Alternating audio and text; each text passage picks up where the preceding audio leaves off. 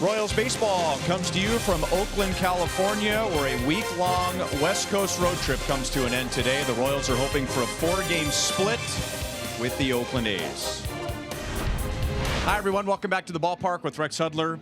I'm Ryan Lefevre. The Royals offense is averaging about 2 runs per game over the last 9. Now, that was enough yesterday as the Royals beat the A's 2-0. Alex Gordon had a big game yesterday, and if the offense is going to improve, his bat would take them a long way. Oh, without a doubt, Rhino. This is extremely important for Alex's production for this team to win. But it's so much nicer than it was a year ago. He's really starting to hit that ball. Staying inside the baseball has been a big key for him, especially in this series in the last 4 games. He's been outstanding through June 9th anyway. Look at the average this season compared to last season. A lot more production from Alex. His hands are away from his body. He's getting a good, clean path through the zone, and he's not missing. Yesterday's shot was beautiful.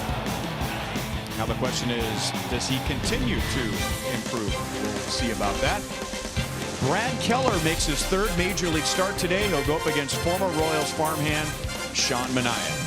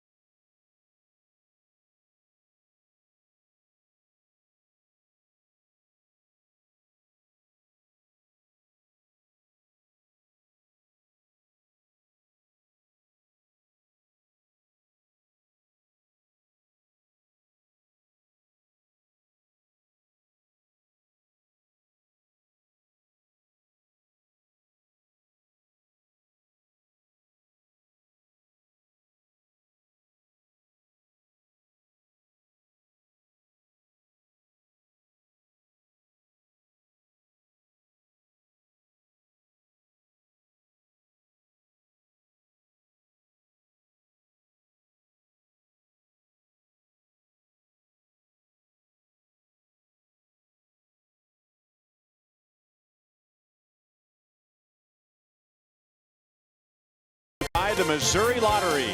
Every ticket played gives back to Missouri schools. So play it forward with the Missouri Lottery.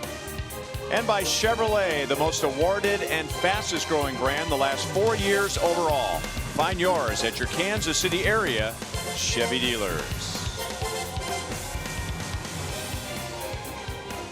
Weather has been perfect every day, and today is the nicest day of all. 68 degrees and sunny at first pitch as the week-long West Coast road trip comes to an end today. And here's the Royals lineup today as they face left-hander Sean Manaea. Whit Merrifield will lead off. Mike Moustakas batting second. Still at first base. Salvador Perez will be the designated hitter, and Hunter Dozier will bat fourth with Jorge Soler still out with the sore foot. So Drew Butera is back at the plate, and Ramon Torres will be at third. And for Whit Merrifield, as we look at our Kubota power stats, there are only 3 other hitters in the American League who have more line drives than Whit this year. No, a very impressive company that Whit Merrifield is keeping. He's been extremely short to the ball against lefties, and you know the way he stays inside and uses right field's been impressive too. Just line-to-line type of hitter.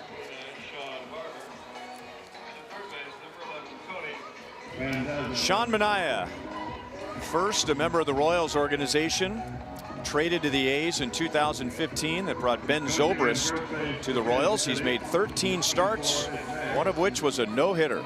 Yep, you know, he's got a great arm. There's no question about it, and he's a good kid on top of it. He's been dealing. He's the only opponent's only hitting 209 off of him this year. Now he's going to use a fastball, changeup, breaking ball. Those are his pitches in order. And 190 opponent average off the fastball. It's a good one, although he can be a little bit erratic at times and can be effectively wild.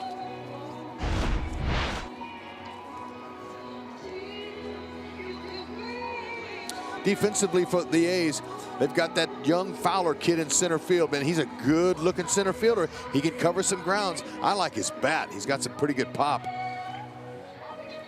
The infield, hard to ignore the 2 corners. Matt Olson at first base and Matt Chapman. Those 2 guys, they're going to build around. They've got power. They've got defensive skills. They look really good. 4-game series, so each umpire in this crew has been at all 4 stations, and the crew chief Bill Welke will call the balls and strikes today with Lance Barrett at first, Sean Barber at second, and Tony Randazzo is at third.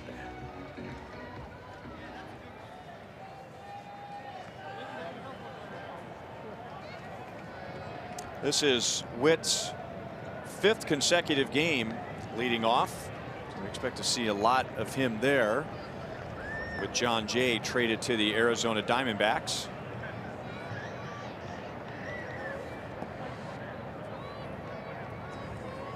Yesterday he opened the game with a single to center against Chris Bassett, and now fastball strike at 93 from Sean Manaea. First pitch. He's got a nice lively arm. He's going to average about 90-91 miles an hour.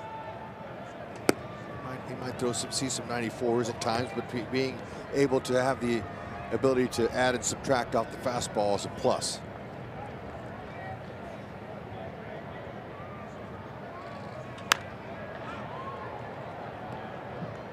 Out of play, 1 ball, 2 strikes. Big foul grounds here. Every time the ball goes up like that, the corners, either the third baseman or the first baseman, they have a run. They have to jog and go over there because you never know. Could stay in. It's easy out for a pitcher.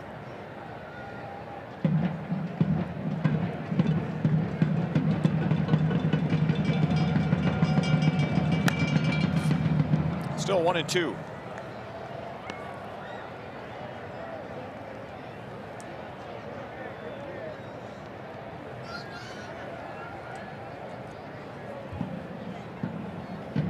Whitley's going to battle you. Pulled on the ground to Chapman, who throws on the run, and he had to throw on the run to get Whit. 1 away.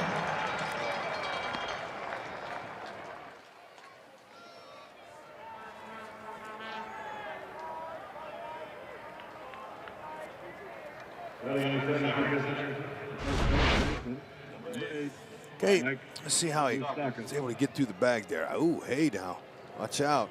Sometimes you get a little off step and you lose your balance. Good to roll with it though. Go down. Tuck the shoulder. Up the left field line, slicing foul. So is that where the term roll with it comes from? It right could. There? It could, but athletic rolls are really important when you lose your balance instead of trying to stay up.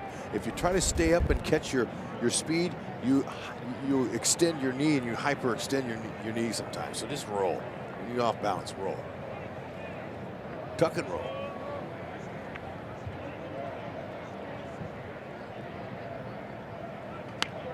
Bunt it. And he can walk to first base if he wants to. Perfectly placed. Mike Moustakas is on with 1 out. Yeah, hey, that's the bunt that he's been waiting to show all year. We've seen him do it a couple of times in turn. You know, he's hitting just 228 against lefties. That average has gone down recently. He was up at 250, but he's fallen down. Why not? Nice technique. See that? He wasn't in a hurry. I like that. He wasn't in a hurry to get down. Sometimes you get a little quick. You know, you don't have to be. Just square it, get it down, and walk to first like he did. Good job. Could be a way to get some more base runners and get the offense going. That's just the 3rd bunt hit for the Royals all year. And Ryan Goins has the other 2.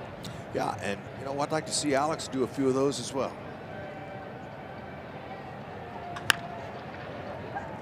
Pulled foul, 0-2 on Salvi, who's the designated hitter today after being behind the plate for 10 consecutive days.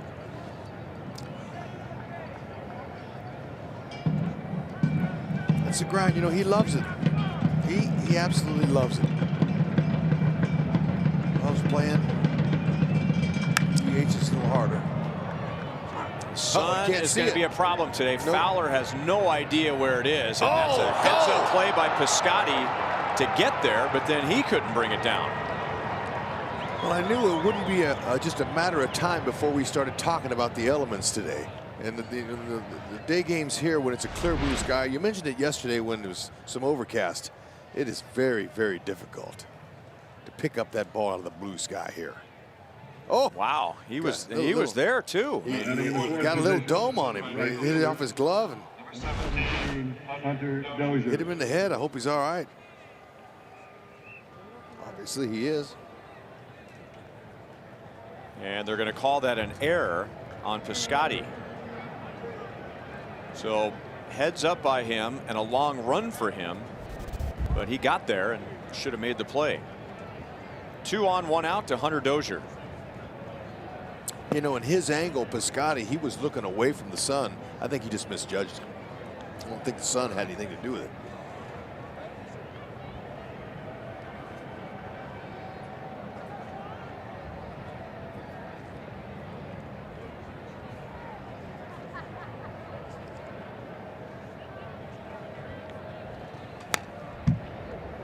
One and 1 on Dozier, who had a 5-game hitting streak snapped yesterday. He did reach with a walk. So he's been on base in 13 of his last 14 games. And with the lefty on the hill today, getting a chance to bat cleanup. Yeah, it's hitting 353 of southpaws. Small sample size. But he told me today before the game that he's faced Manaea before. And that Manaea can be a little bit tricky because sometimes he's effectively wild. He can have some bouts of wildness, but he's going to be looking for the fastball. He already had a good swing on him. He said he's got a hit off him before in the minors. They're also teammates in the minor leagues. In fact, Dozier and Manaea were playing together in Double-A when Manaea was traded to Oakland for Ben Zobrist.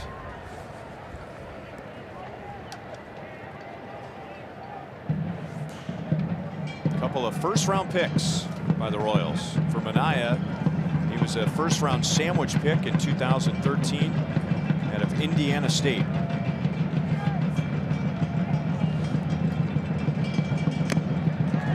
Foul tip and a strikeout, 2 down.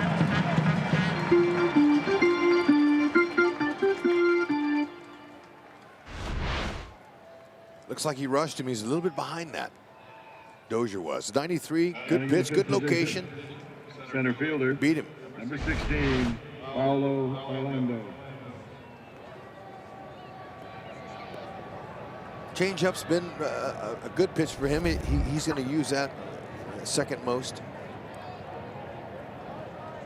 32% coming into this game.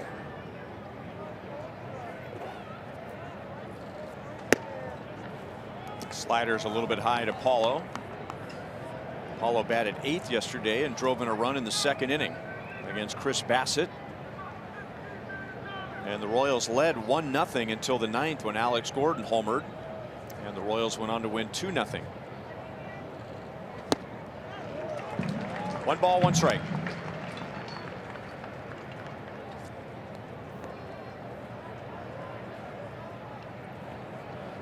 There's Alex, who is batting 6th today with a lefty on the mound. He batted cleanup yesterday. And Yost is just searching for the right combination of hitters at this point to get the offense going. Over their last 9 games, the Royals are averaging 2.2 runs per game. In the air to right. Piscotty is right there, and that's the inning. So Minaya gets around a bunt hit and Piscotty's error to pitch a scoreless first inning. Brad Keller will make his 3rd big league start today.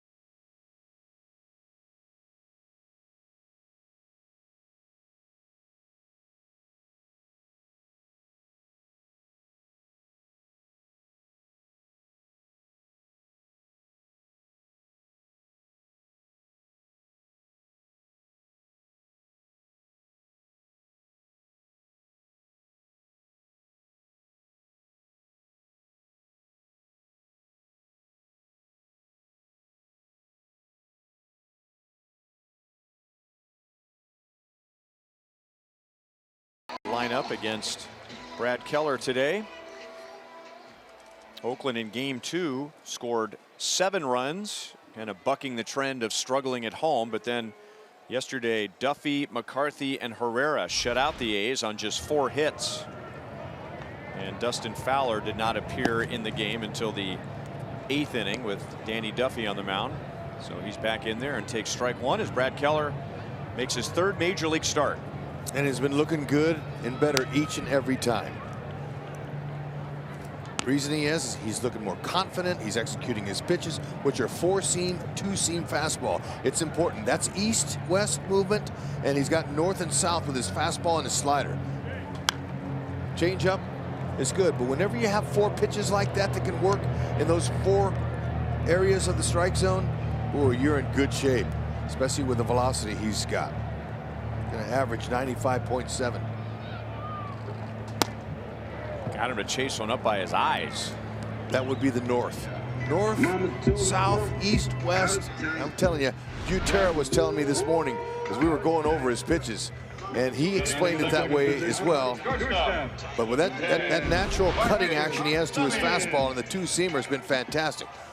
Our forward around the horn Royals defense, man, I tell you what, Paulo Orlando, and he get an opportunity to play out there in center field. He loves it. And Whitley, he's back there at second base. We want to know where's Whit. And Moose, check him out. 2nd game in a row at first base. He said he had a blast yesterday. And I knew he would, especially if they won. But he said just being on that side of the infield was fun. It was different. He said I didn't have to worry about throws. All I had to do was worry about catching the ball. And that wasn't easy, he said. And who knows what the future is for Mike Moustakas for the rest of this year and beyond. It doesn't hurt him to add another position to his resume. No, exactly right. That's experience. And he'll do that with no problem.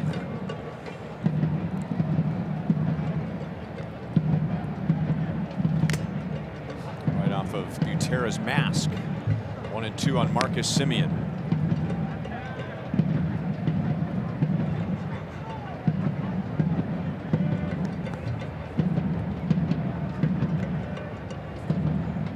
Semien had 5 hits in the first 2 games of this series, and then was hitless yesterday.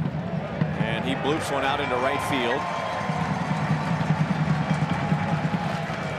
And he's on with 1 out. Batting in the third position. Keller, he's going to go out and establish that fastball. They know it's coming. That was out in the middle. Didn't hit it real well, but you don't have to get a base hit. Stayed inside with a short swing.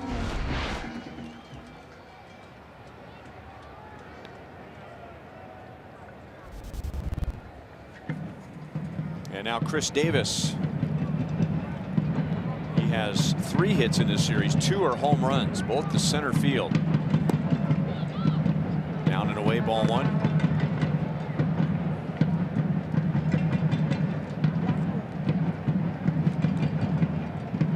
This could be a matchup that favors Keller because he likes to pitch up with his fastball, and Davis, with all his power, does not do well against elevated pitches. And there you go.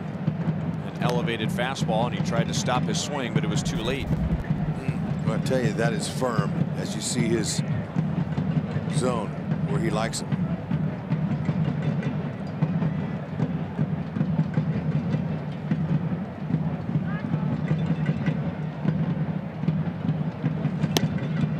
Right by him at 95. 1 ball, 2 strikes. Being powerful, 6'5", 230 sure doesn't hurt. Has a good fluid delivery, strong in his legs. And he's going to throw 74%. Fastball, 2 and 4 seamers.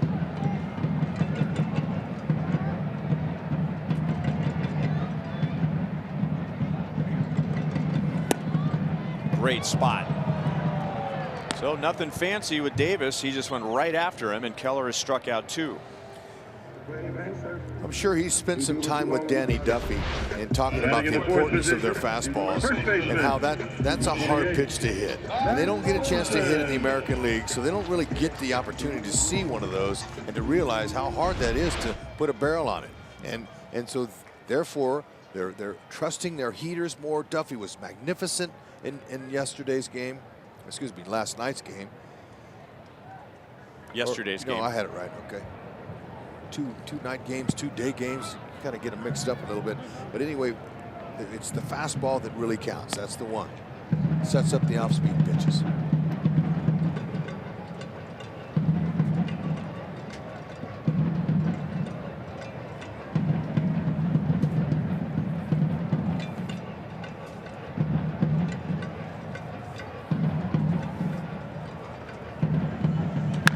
Olsen lines it to Witt. So the Royals were set up perfectly for the A's first baseman. And Keller has a scoreless first. Alex Gordon will lead off the 2nd inning. No score.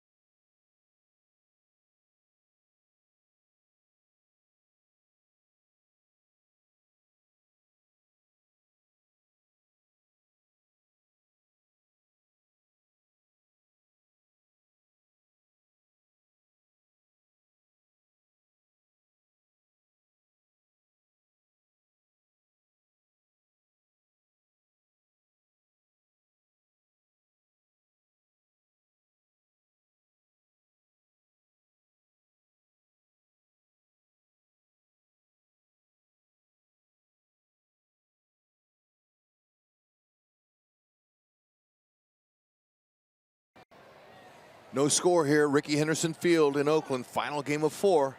Alex Gordon stepping in, and man, has he made some nice adjustments. And we're starting to see a little bit of fruit from that, especially the home run that he blasted yesterday. His 5th was a byproduct of these swings here. Hands are staying inside the ball now.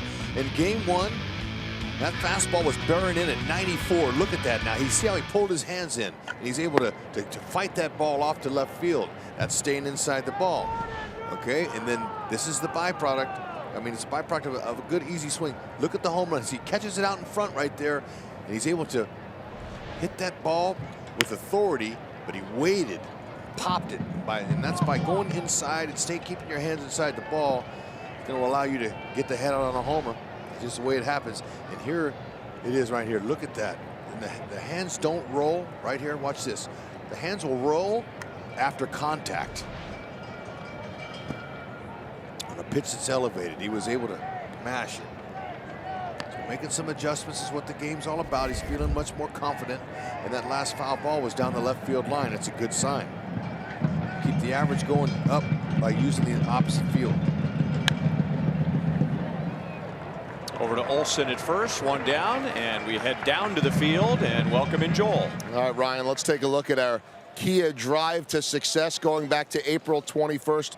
Sean Manaea going up against a Red Sox team at that point that was 17-2, and he threw a no-hitter. I remember all the Royals players in Detroit saying that they were watching it on their phones, watching it on TV, because so many of these young Royals were minor league teammates with the former draft pick of the Royals, Sean Manaea.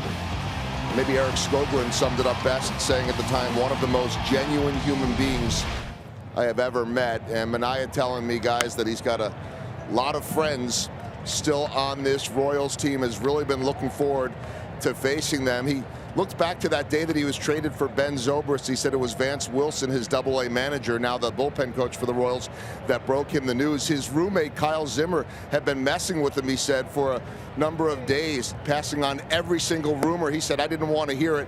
Then the phone rang, and he came to realize that it indeed was true, that he was being traded. A little bit upset at first, but has moved on and done well. And you guys mentioned some history with Hunter Dozier, not only going first and second to the Royals in that draft in 13. They last faced each other in the Texas League Championship. Midland, which is what Sean Manaea was pitching for then, going up against Northwest Arkansas. So he's really been looking forward to going against Dozier today. And so far, he has struck out Hunter. So bragging rights to Manaea at this point.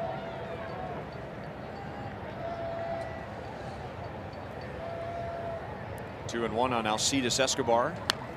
I had a chance to talk to Manaea yesterday, and he was visiting with some of the Royals players and his teammates that behind the scenes and you know, underneath. And I said, what has changed since your no-hitter? And he said, everywhere I go, people recognize me now. So he's a star.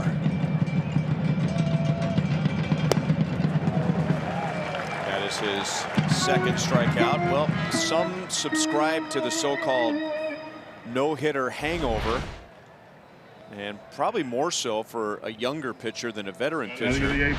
And when you feel like everybody knows you because you're no-hitter, it'd be tempting to feel like, well, I got to go out and do something special again. And he was the American League Pitcher of the Month in April. He had a 1.03 ERA. The no-hitter was on April 21st. His ERA is over 6.5 since May 1st. And I'm sure he's not the first one to experience that after pitching a no-hitter.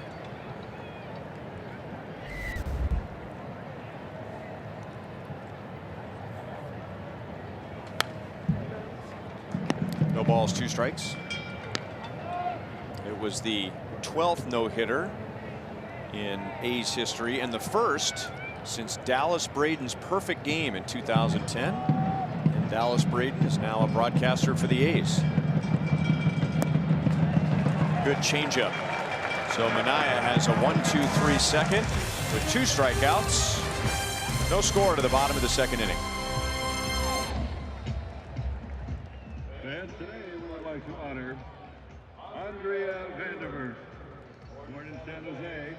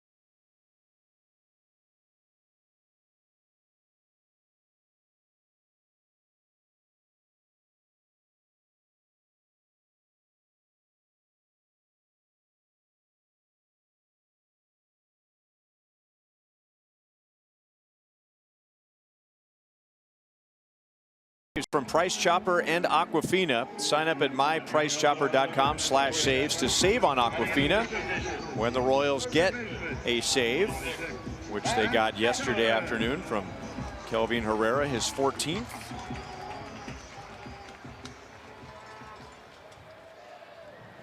It'll be Matt Chapman, Mark Canha, and Stephen Piscotty.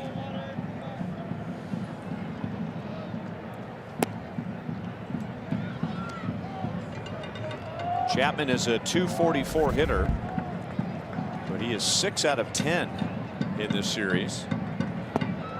And altogether against the Royals this year, he's hit .455. And he'll be the first to tell you that some of those hits were pretty soft. It doesn't matter. A hit's a hit. The only person it matters to is the pitcher who gave up the soft hit. They don't like that. They go back and they say, "Oh, I didn't hit it hard." You hear that in the clubhouse lots of times about pitchers complaining about how it was a doinker. It's just how that's the conversation between hitters and pitchers. Chapman's got a nice future, that's for sure. He's going to hit for more power too as he gets a little bit older and understands his strike zone. It's Keller's first walk. And the A's have their leadoff man on. Brad struck out 2 in the first inning, both with his fastball. And now Mark Canha, who typically is in there with a lefty on the mound.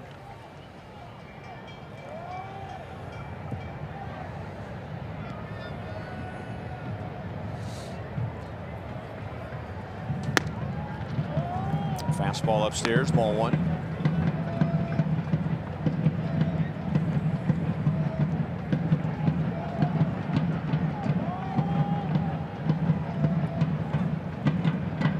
About Keller and all his velocity and his overpowering fastball, but he's done a good job of getting ground balls.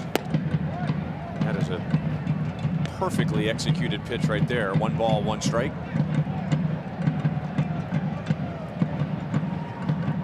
So a good combination of strikeouts and ground balls for Keller.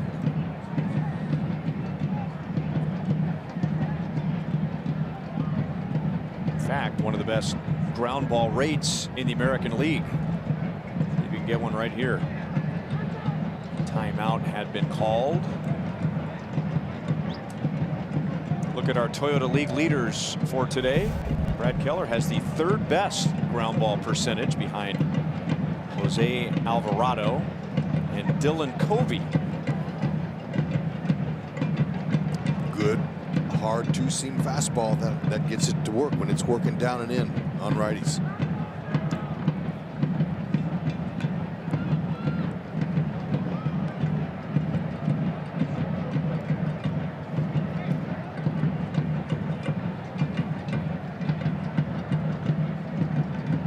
Just big and strong and saying here it is. I mean, there's a lot to that, and gaining confidence and building it.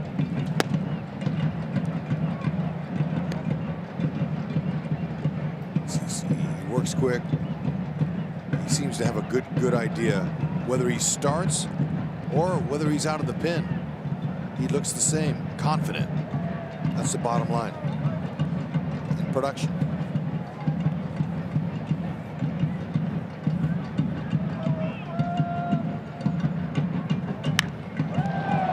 Well hit to right field.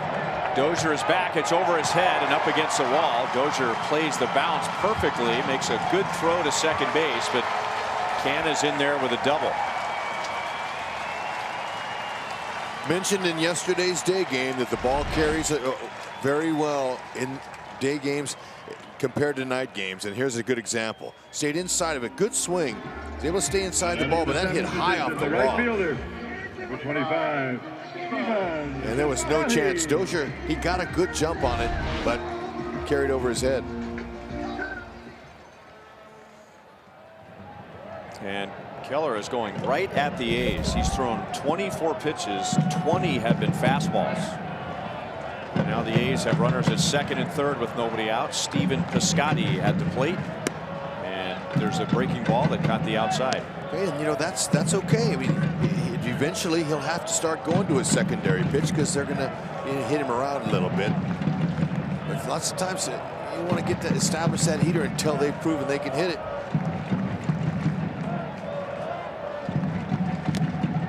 Another breaking ball. Yeah, all of a sudden now there's a runners in scoring position. This is when you got to execute your pitches.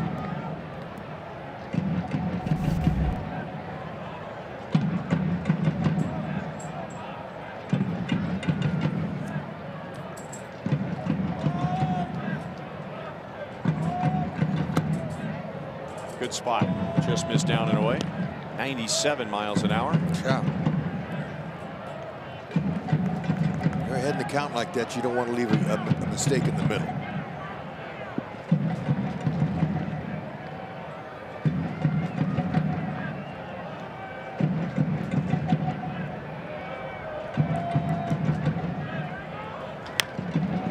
On the ground to third. Torres, tough play. And they got the out, so a run scores, but the Royals are fortunate to get an out there. Piscotty will get an RBI as Chapman, who reached with a leadoff walk, comes down from third, and the A's lead 1-0. That's a big league play right there. No question. That's so difficult. Piscotty, he runs well. He gloved it even.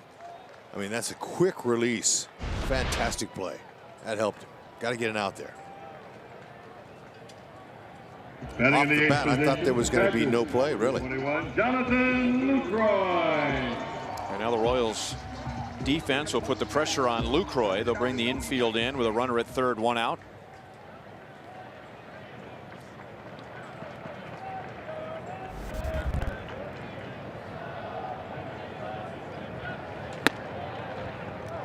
Upstairs, 95 miles an hour. Lucroy was not in there yesterday with Danny Duffy on the mound. He has hitter reverse splits. He's done well against righties, hitting over 300. And he's had a lot of trouble with left-hand pitchers. So Josh Fegley was back at the plate yesterday, but Fegley went 0 for 3 with 2 strikeouts against Duffy. He stays under control. Back through the middle, and with the infield in, that'll get a run home. So just what you're looking for. Your Keller softly hit ground ball with the infield in, but it was well placed, and Lucroy gives the A's a 2-0 lead. Yeah, he'll add to that 361 average with runners in scoring position, and obviously just by controlling himself, look at that. He knows where the hole is. 95. He didn't try to do too much. Watch him. He's just going to try to meet the ball. It just happened to hit the top of it at the right place.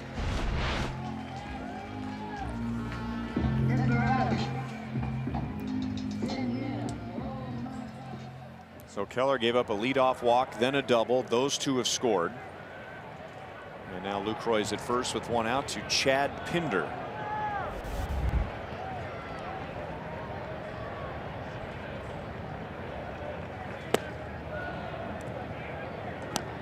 Keller against right-hand batters so far today has done a good job placing his fastball down and away.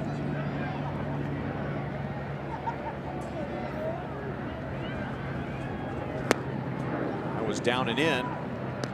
No balls, 2 strikes. See the 2-seam work here. Okay, that's a great pitch, good angle.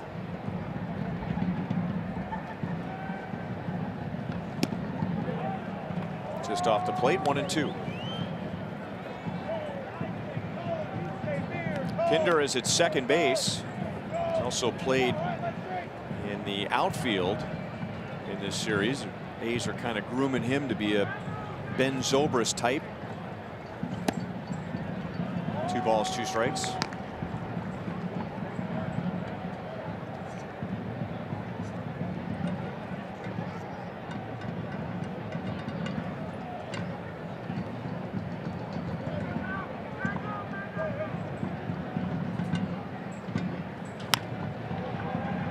Foul outside of third. That's the pitch to go to when you're looking for a double play. You got a two-seamer in on the righty. He wants to fight it off in the worst way, but he's going to hit the top of it, just kind of like Lucroy did. Except Lucroy's, he got a pitch up.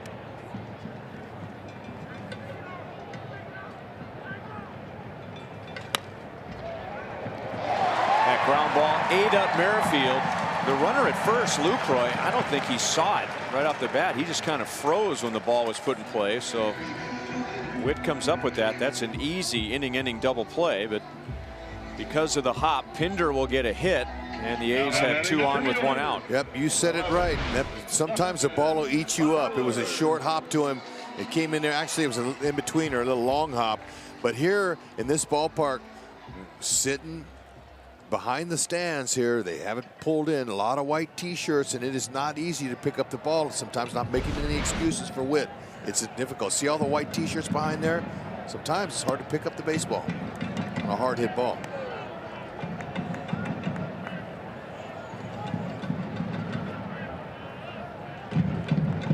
And now Fowler, who couldn't lay off high fastballs when he faced Keller in the first inning. 0-2. Now he's having a tough time laying off the low fastballs.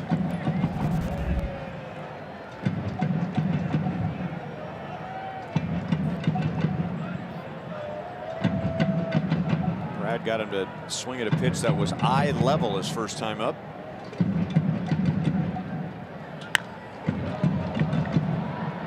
Escobar trying to angle away from the sun, and he's got it. And it probably helped him that he was looking out toward left instead of looking back toward the infield. Sure did. It's a helpless feeling. Keep that glove up there. Just how you do that. That's how you fight the sun. Use the glove, put it behind the sun, and you know sometimes the ball will come out and into the sun, but it comes right back out again. You just got to stay with it. Nice job. Every out's important here. You know that pitch count on Keller is already at 40.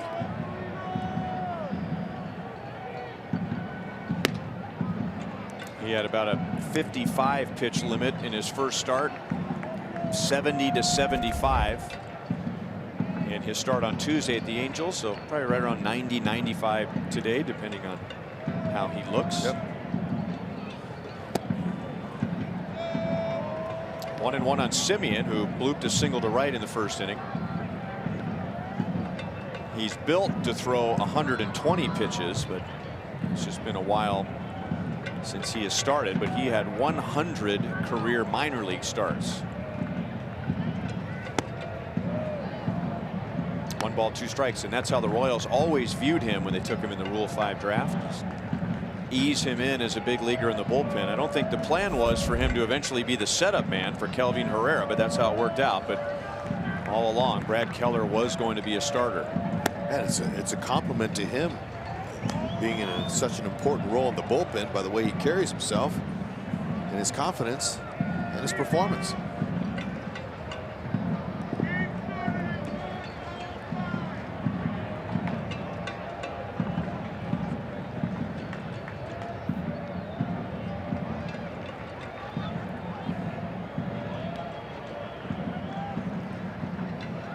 This is the 30th pitch of the inning for Keller.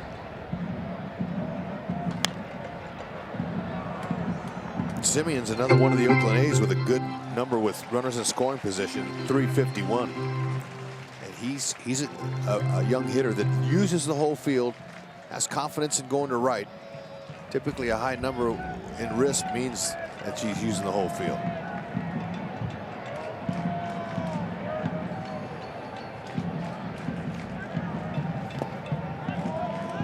Three and 2.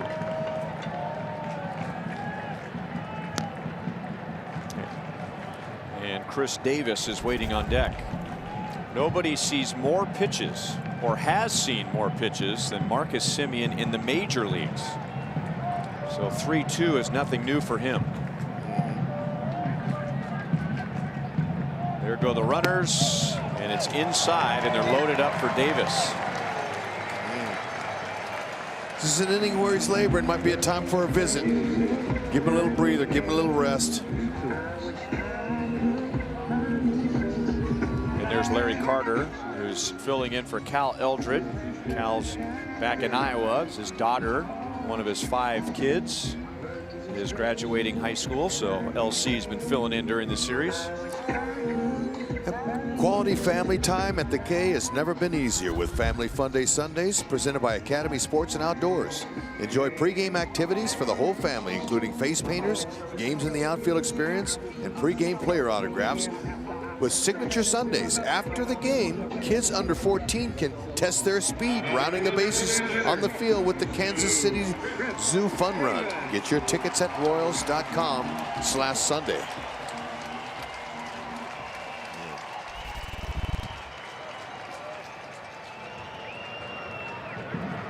And now Chris Davis, 17 home runs, 2 in this series. And he was overmatched by Keller's fastball in the first inning. Swinging at pitches like that one. Eventually, Keller got him looking at a fastball. He's 1 for 1 with him loaded this year. I'm sure that meeting was more just a catch your breath meeting from Carter. He knows what to do, Keller. Just do the best he can to stay above the belt with that and don't leave it thigh high. Because Davis has the really good opposite field power. Center field, opposite field. That's where he hits a lot of his homers. He's geared that way, mentally thinking that way. And he just attacked Davis. So he stayed with what was working. Fastballs up and struck him out. So out of all that, the A's get 2 for a 2-0 lead.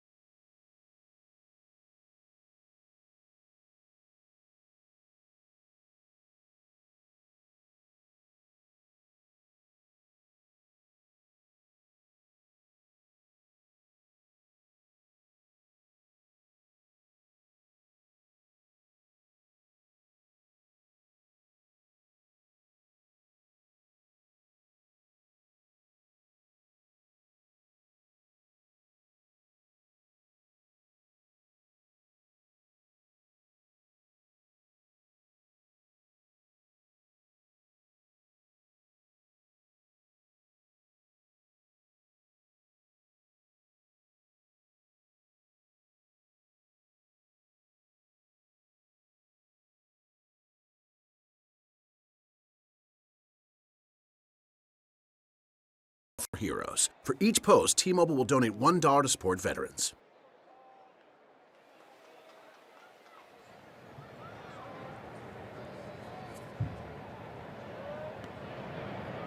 Chapman and Canna got on to begin the bottom of the second, and they both scored to give the A's a 2-0 lead. And now Ramon Torres will lead off against Sean Manaea in the third. Torres is getting his 3rd start in the last 4 games. 1-1.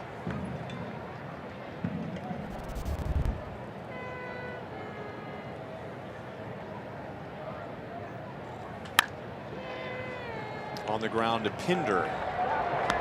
Torres is out number 1. Let's go back to that important out with the bases loaded against Chris Davis. Okay, this shows you the promise of Brad Keller. He just raring back saying, here it is, pal. I'm not going to give you one down in the zone. And he just blew him away. Davis hit a career-high 43 home runs last year after hitting 42 in 2016. And that was a big situation for him. And Keller just took care of business with no problem.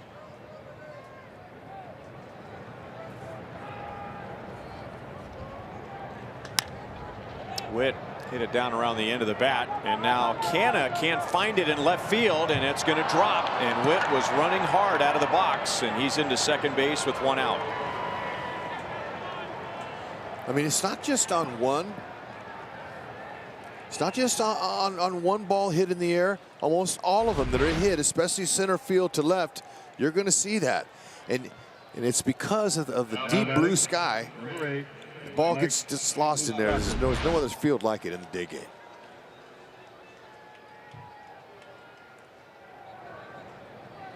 And it's because of the Coliseum, it's lower. The stadium is built lower, except for that big structure in center field you're seeing there. See how much lower it is. Most of the ballparks have higher seating, and they're higher in the sky, and it cuts down the blue.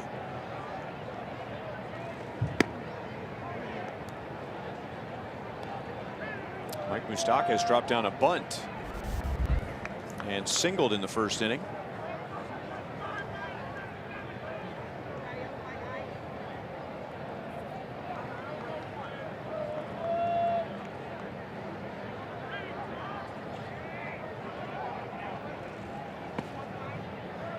Two balls and no strikes, as Manaea has scuffled since May 1st, and you start breaking down why. One of the areas could be his problems with left-hand batters, with which he had very little trouble with in his first 9 starts, but over his last 4, the lefties have gotten to him.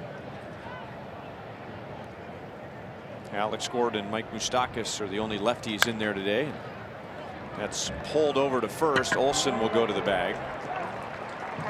2 outs, and Witt goes to third. That'll bring up Salvador Perez. If the Royals hit a triple in today's game, the Kansas City Honda dealers will make a $1,000 donation to the KC Urban Youth Academy.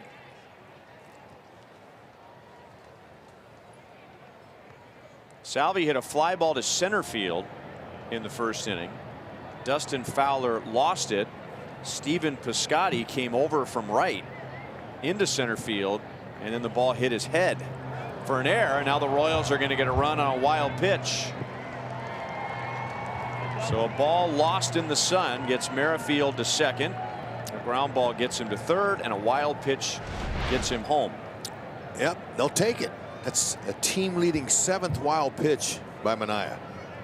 Lucroy, he tried to get his glove there, but he didn't use his chest. You know, lots of times they'll shuffle their feet. They're trying to get their chest in the way and just missed. Now Salvi gets on top of one and lines it deep to left field and ties the game.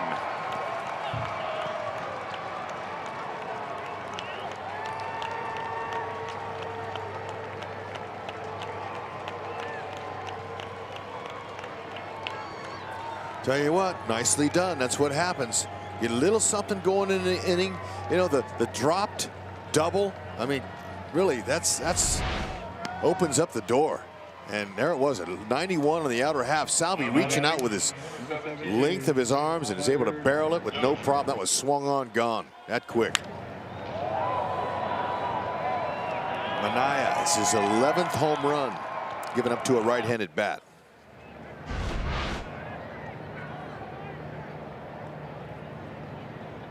And number 11 for Salvi.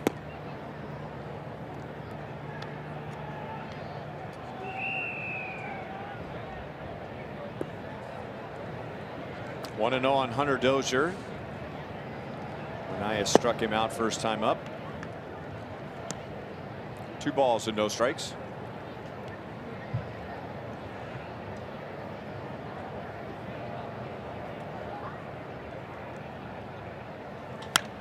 And that's well hit into right center field. So now they're all even. Minor league teammates, first round picks for the Royals, Manaea and Dozier. Manaea has gotten Dozier out once, and now Dozier has a base hit against Manaea. Nicely done. Let's watch Dozier run. Okay, watch him how he goes. He's watching it. Full speed. Full speed. He hits the bag, and he makes the outfielder stop him. He's thinking 2 all the way. That is proper and fundamentally sound. If that outfielder bobbles it, he doesn't even hesitate his stride, and he keeps going into second base. That's what you want to see every time on a single to the outfield, even if it's a routine single. That way you're ready. The one time that ball climbs up his arm, you're at second base.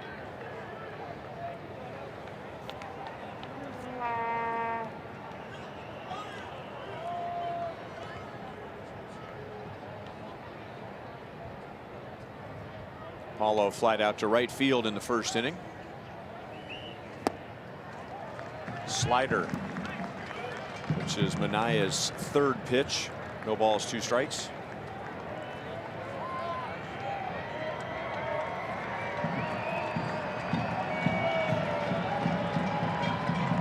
Royals right now are 3 out of 4 against Manaya, second time through the order. And they only had 1 hit first time through. So that matches up with his season trends. Tough first time to the order, and then opponents have gotten to him second time through, and then he's been able to buckle down third time to the order.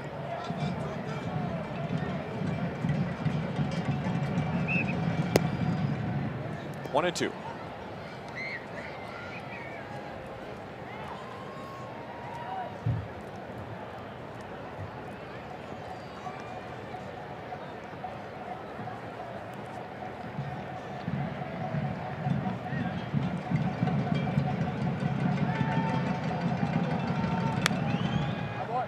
Still a ball and 2 strikes.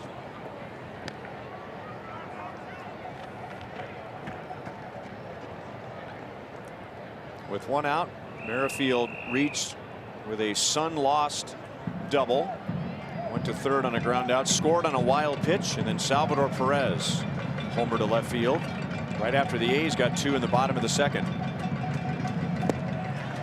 And a slider strikes out Paulo and ends the inning. Salvador Perez with number 11 on the year to tie the game at 2.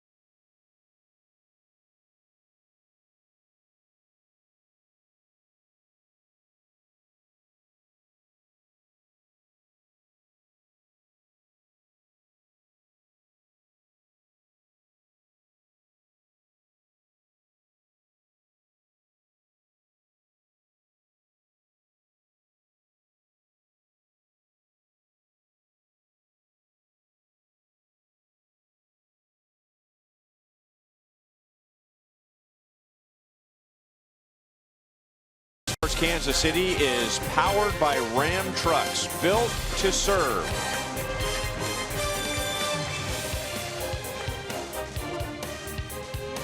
.68 degrees and sunny at first pitch, and we're tied at 2 to the bottom of the third inning. The A's are trying to take 3 out of 4 from the Royals. The Royals are going for a 4-game split. Fouled back by Matt Olson, who lined out to Merrifield in the first inning. Olson homered in game 1 of the series. That was his 4th against the Royals this year. And you're thinking, oh boy, here we go again with this guy. But since then, he is 1 for 11.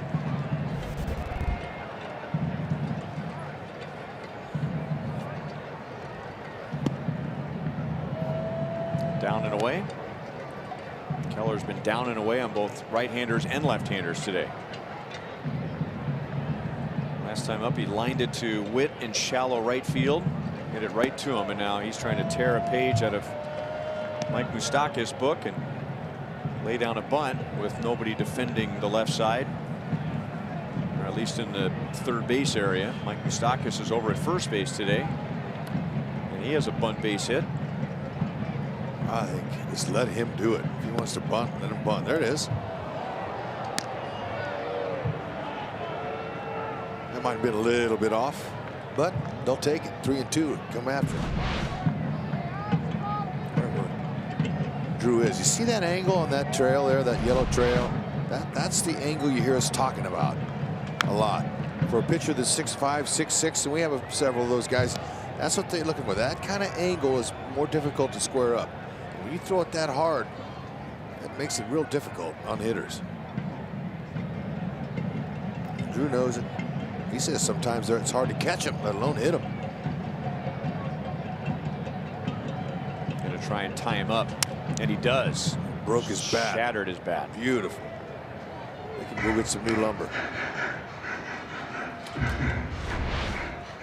See, you saw Drew move in. And with that natural cutting action that he has to his four-seam fastball, that's going to break more than several bats. He's got a, it's a natural movement that works well.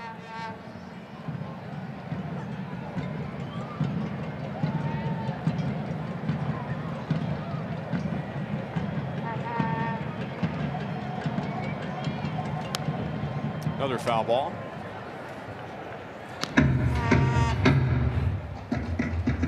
Keller's done a good job today of really raising or changing the eye level with his fastball today. A lot of fastballs up, a lot of fastballs down, in and around the strike zone, and especially down and away. I remember when the Braves had that great run and they had Maddox and Glavine and Smoltz, Avery. Their pitching coach Leo Mazzoni used to say pitching begins, in his opinion, with locating the fastball down and away. Olson is on with a walk. That's Keller's second. And Ned Yost and Dayton Moore were there for part of that great run. But that was Leo Mazzoni. If you can locate your fastball down and away, you can do a lot of things off of that. Yeah, I would agree with him. That's hitters really, and they see it out there. They don't think they can reach that. They leave it alone more times than not. And if you're in pull mode, then you get a ground ball out.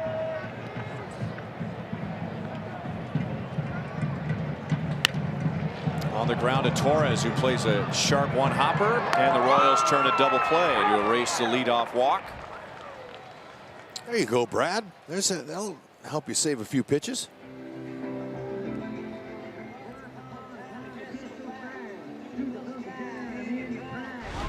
It'll roll them over. A little ham and eggs on a beautiful Sunday afternoon here. That ball's pulled. It took his time. I like that. Torres took his time to get it to Whitley. Whitley didn't have to worry about Olson barrel rolling him or knocking him into left field. He could just catch it and throw. Turn it 2. Popped up. This will be tough. Escobar doesn't see it. Alex Gordon does. So after a long second inning, Keller needs only 12 to get through the third.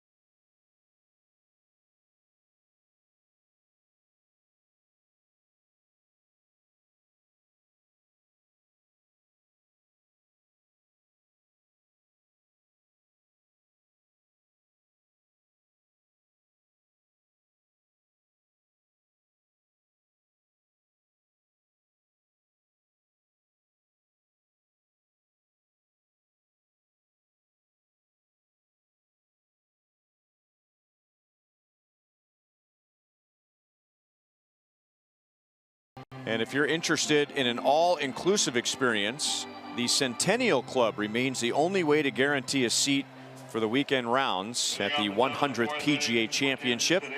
Visit pgachampionship.com for tickets and for more information about the Centennial Club.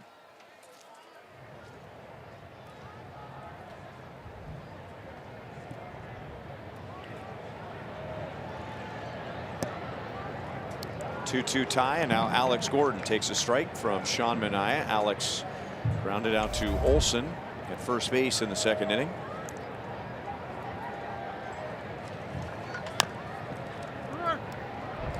And this is Simeon, the shortstop, and he had to hurry. A little bit of indecision there. Simeon and Pinder were both charging in on the same ball. Simeon took charge, and Dale Swaim will get on the phone with Bill Duplessis just to make sure that they agree with the call, and they do. Number 2, Alcides. Yeah, just barely beat him. Good hustle.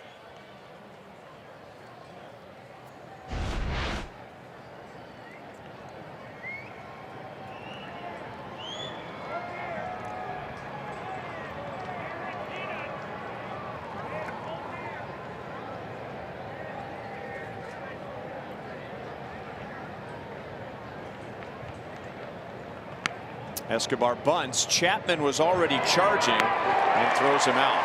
So Chapman did a good job of anticipating that bunt. 2 down. And it's time for our sprint trivia question with Sean Manaea Now on the batting, mound. Number 9, Drew Butera. Name the 4 AL West pitchers to throw a no-hitter since 2015. 4 in the West Division since 2015. There's one of them, so 3 more.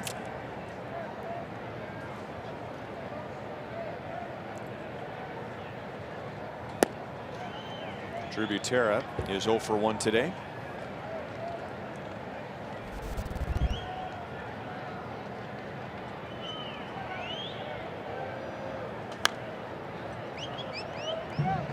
One ball, 1 strike.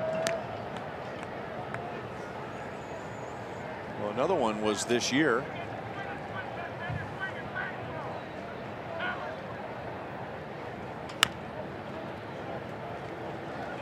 That would be James Paxton.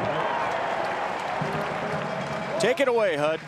Royals are down in order in the 4th inning.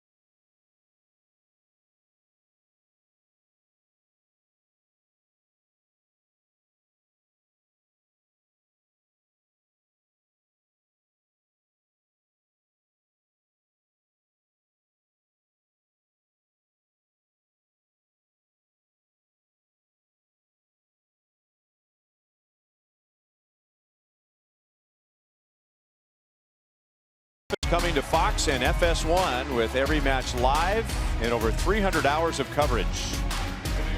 Just 4 days away, the world's biggest sporting event is only on Fox and FS1.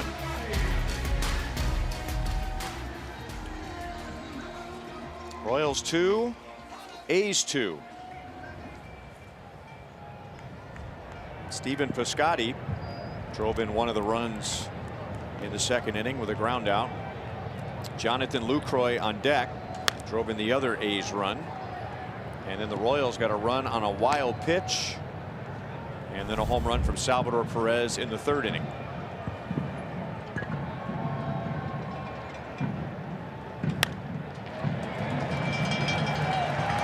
Leadoff base hit for Piscotty. Just reached out and poked it into right.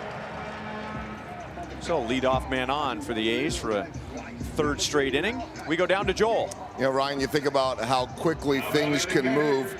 It was earlier on this road trip that the Royals had the Major League Baseball draft. Here's Brad Keller at 22 years old, and then they went out there and took all these college pitchers that are about the same age as Keller is. Of course, Keller was originally a draft pick out of high school. Brady Singer, the Royals' first pick, 18th overall, pitched yesterday for Florida, 6 2/3, 4 hits, 2 runs, 2 walks, and 9 strikeouts. He's 6'5" like Keller.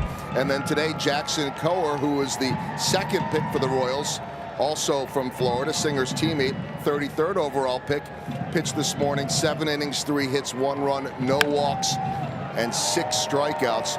No guarantee, guys, nice play there, that they will get to Omaha because Auburn came back late in that game after Coher was out, so they'll finish the best of 3 tomorrow for the right to go to Omaha. But the top 2 picks pitching very well for the Royals. Outstanding, Joel, because I got to see one of them yesterday, and he would look good. I missed today. I didn't get a chance to see him, as Keller's going to help. The defense going to help him keep his pitch count down here with that nice double play. But just great to see these young pitchers that are going to be here next year. And selfishly, look, I know it probably won't sound good to the Florida Gators, but I hope they're eliminated, save wear and tear on their arms. Well, there go all of our fans from Gainesville. I'm sorry. I'm just selfishly speaking.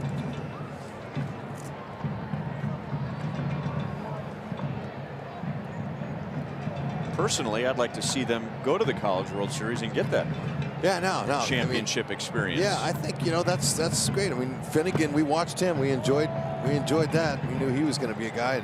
And some of the first sightings we see of our draft choices of the last few years, they have a little video. I know they did of Dozier, and they had some video of Finnegan. Ooh, man. And you can just tell by that one little video clip we see, kind of a little bit of makeup of what they're going to be like. They look good.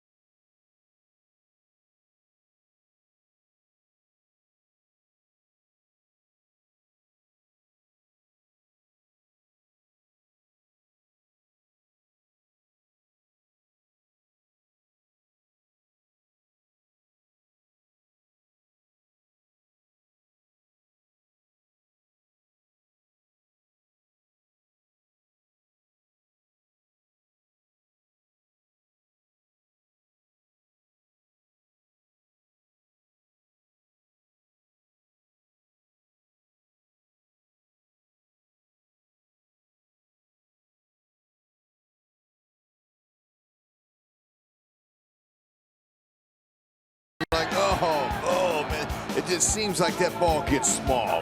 It's like a pea in the ocean. It's just it's so little you can hardly pull it out of that blue sky, and it'll cost the game sometimes. So that's why you hear coaches yell, run it out, run everything out.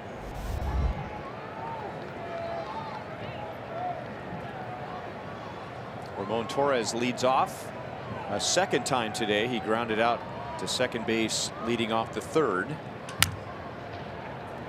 Chapman dives. He got a glove on it and throws high and over Olsen. So Olsen has to run to San Francisco to get it. And Torres is into second base with nobody out. Good for Ramon. That ball had eyes on it. Is able to find a hit. Chapman, he's a victim sometimes of his own ability. His arm is so strong. When he should have put that in his pocket, he just airmailed it. Thought he could get it. Number 15 with He'll get charged with an error. His 9th on the season.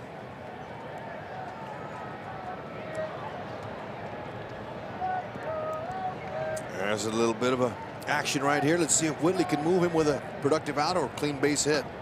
He's hitting .256 coming into this game with a runner in scoring position. He's taking a shot to the right side there. He is grounded out to third, and when we were showing the balls that have been lost in the sun, the last replay was a fly ball to left from Witt that Canna lost, and Witt was running hard out of the box and turned it into a double, and then he scored on a wild pitch. 0-2.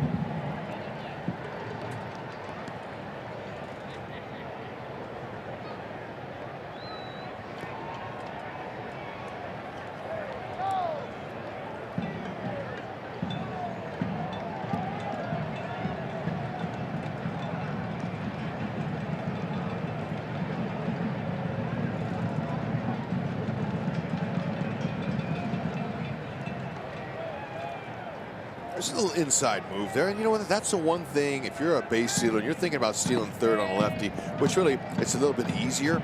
This backs to you. You seem like you can get a little bit more of a lead. But that inside move you have to watch. Uh-oh. Big strikeout for Minaya with the runner at second base, one down. Wear your Royals pride with the 50th season baseball hat giveaway Saturday. The first 10,000 fans inside the gates will receive the hat before watching the Royals take on the Astros at 1:15. Purchase your tickets today at Royals.com.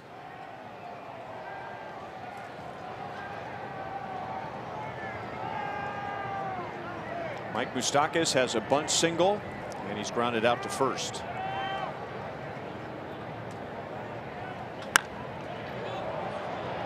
Fowler has already lost one in the sun.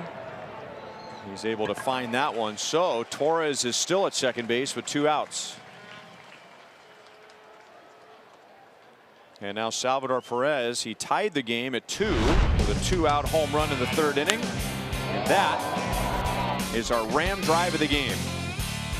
Clean. Swung on, gone immediately. Keller getting a little bit of help. I need a little bit more, though, if he's going to be able to qualify for a W. Got to get him some runs, and then those double plays behind him have been nice, been helpful. And with that home run, Scott Emerson, A's pitching coach, goes out to chat with Minaya and with the catcher Jonathan Lucroy, who's been like a second pitching coach for the A's this year. Open base, proven veteran hitter who's already homered at the plate, and a rookie on deck. And we'll see how interested Minaya is here in challenging Salvador Perez.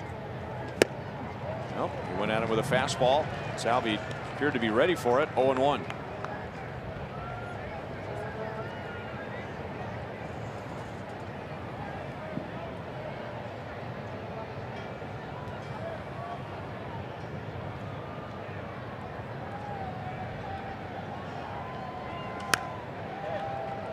No balls, 2 strikes. You know, just to make sure that they're not relaying, the Royals aren't relaying any signs from second base to the hitter, Jonathan Lucroy, catcher, watch him go through a series of signs. He'll touch his body, he'll have some touches on his arm, and then he'll give some finger signs down there and some numbers. Piscotty is there, so Minaya pitches around the infield single in the air. The Royals had a runner at second with nobody out.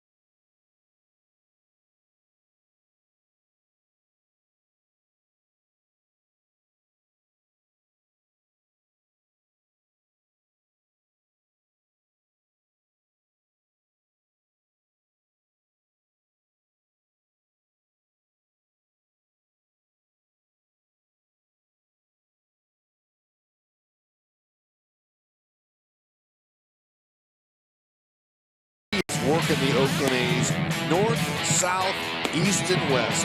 That's right, all around the four quadrants of the strike zone. Using his defense, they're helping him out. He hadn't turned one, he's turned two. Watch this right here. This is what he just done. Nice. That's going to save the pitch count. He looks good. He's filling up that strike zone with a lot of fastball slider combinations today and very few changeups. Matter of fact, just 2%. 2 and 4 seam fastballs work. The ground balls, especially if they're placed right. Dustin Fowler is 0 for 3. And Keller, with the exception of the second inning, has been very efficient today, taking advantage of those 2 double plays. So he is at 72 total pitches, 4 1/3 innings, somewhere between 90 and 95 today. Maybe a little more depending on how he's pitching. It's a good day to pitch, neither hot nor cold.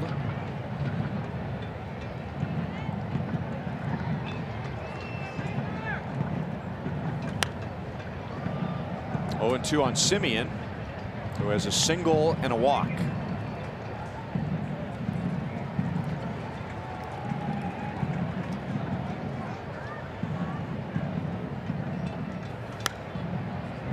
Keller just continues to attack with his fastball. He's pounding in on their hands. He wants to get a few more bats.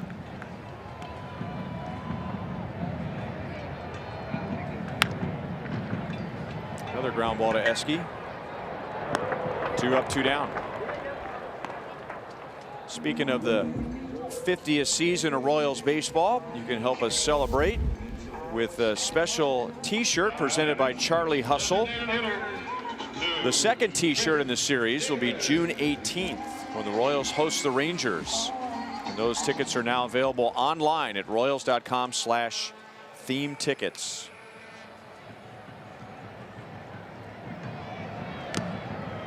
Breaking ball, and Davis is really overmatched, or has been overmatched, by Brad Keller's fastball in his first 2 at-bats, striking out both times. So switching it up with a first pitch breaking ball and then back to the fastball.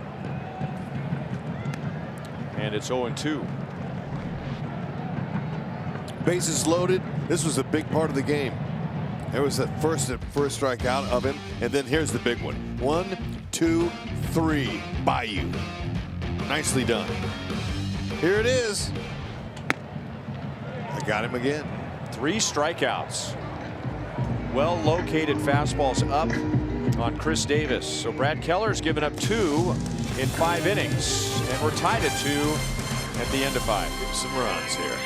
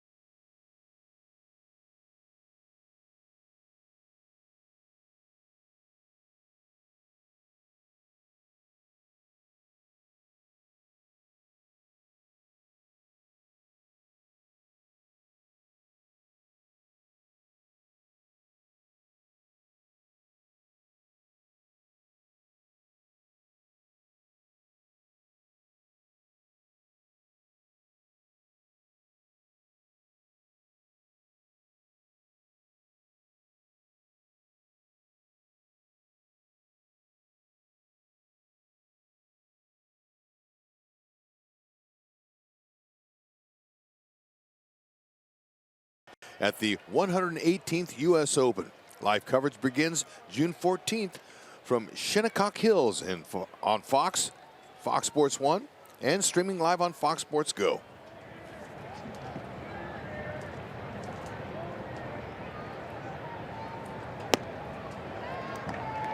Royals cleanup man today is Hunter Dozier. So he'll lead off our Sonic Slam inning. Our contestant is Ricky Davis from Grandview.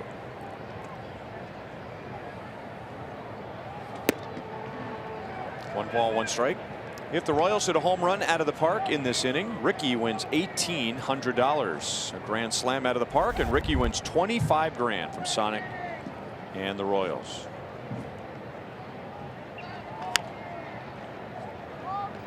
Chapman, long throw is in time to get Dozier. Hunter is 1 for 3 today. Our sprint trivia question today: name the last 4 pitchers from the AL West to throw a no-hitter Since 2015. Yeah. Which would still be the last 4. Okay. So we have Manaea and James Paxton. So 2 of them have been thrown this year from the West. A couple of lefties. Yep. They're all special. But Paxton doing it north of the border in his country he came from is pretty cool. That was fun to watch. Houston, I just have a hard time finding the name. I know one through. So you might have to bring us home on this one, partner. I don't know. Ooh, gosh, nice play. Chapman throws from foul territory against a fast runner in Paulo Orlando. 2 down. He's got that skill packet over there. When you have an arm like his, look at him. He's going to travel a little bit, take too many steps, but he just was gearing up as his momentum is going into his dugout there. You got to get your feet underneath you, even off balance. Plus 17 defensive runs saved this season. Best in majors of any position.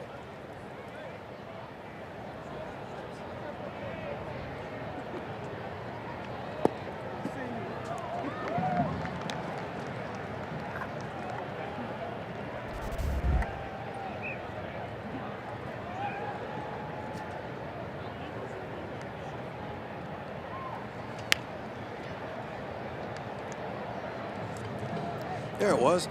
Talked to Alex today about the 3 hits he got in game 1 against Matias, a young pitcher who just really was outstanding in his 2 starts this year. And both of those hits were hard fastballs at 97. 2 bags have to go there, but his bat didn't break. 6 strikeouts for Manaea, and we're still tied at 2.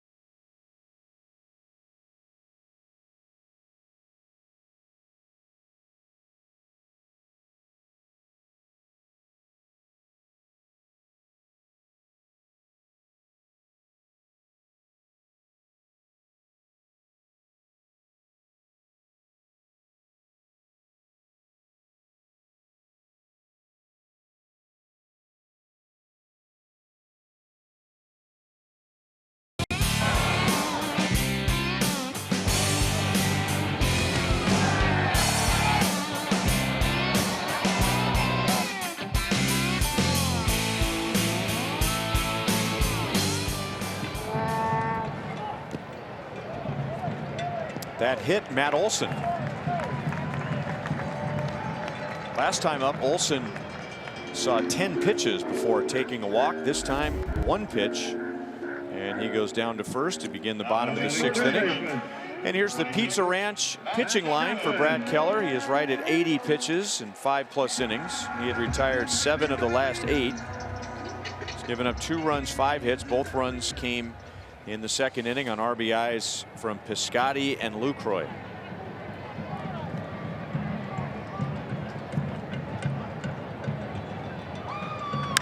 Now Chapman hits it into the sun in left field, but Alex has an angle and he's got it. So 2 pitches, a hit batter and a fly out to left, and now Keller's at 81 pitches in 5 1/3.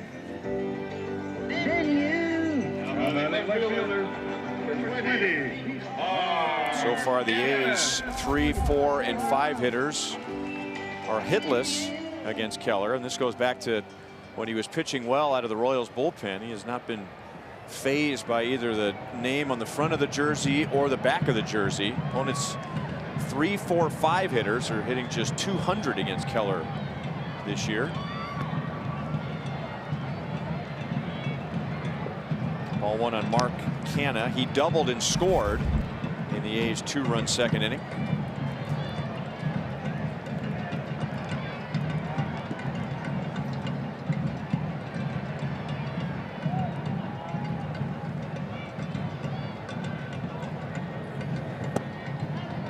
A little bit low. 1 ball, 1 strike. Yeah, excellent spot though. That 2-seam fastball is going to bring him possibly another ground ball double play. Would be the 3rd of the afternoon for him, which would be awesome.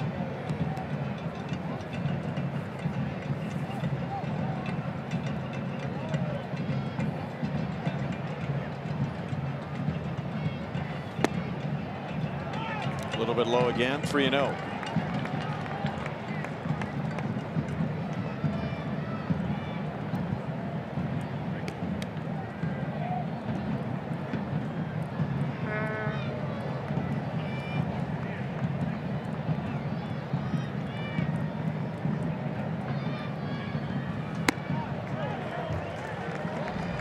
Canna's on with a 4-pitch walk. That is Keller's third, and with a hit batter in this inning, that puts 2 on with 1 out. Keller's at 85 pitches, and maybe it's not the pitch count as much today as it is that it's not commanding the baseball like he was in the earlier innings, and Ned's going to go to the pen. Yeah, I agree with his decision. Nice job by Keller. Scott Barlow is a Chevy call to the bullpen. 2 on, 1 out.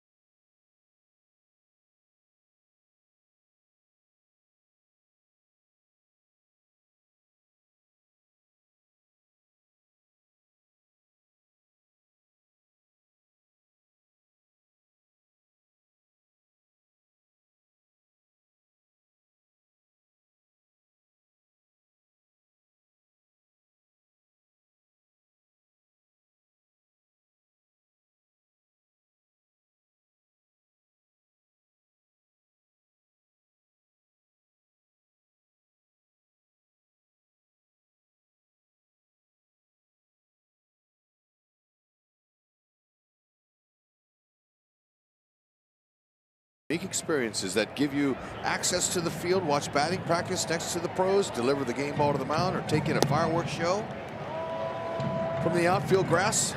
See a full list of experiences on the Ballpark app on your mobile device.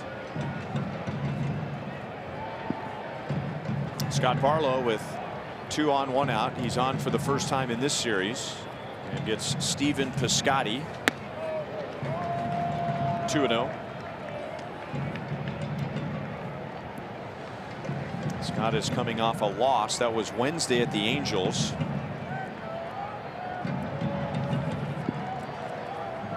He has pitched at least 3 innings in 3 consecutive relief outings. Yeah, he's got a good fastball, low to mid 90s, slider curve change. Slider's about 88 to 90. It's a hard one. 6'4", 210 pounds. Keller, 5 1/3, 5 hits, 2 runs. He had 4 walks. It's something he'd like to improve on, and one of the reasons why Ned pulled him out is sitting here. Maybe Barlow could pick him up with a little ground ball double play. Fly ball to right. Dozier is there. 2 down. Okay.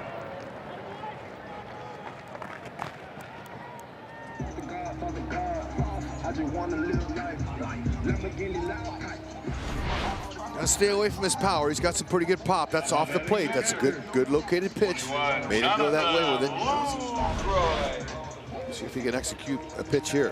Lucroy got to be good, tough with him because he can hit with runners in scoring position. He had an RBI single in the 2nd inning today. He has driven in 4 in the series. Little bit tight. Ball 1.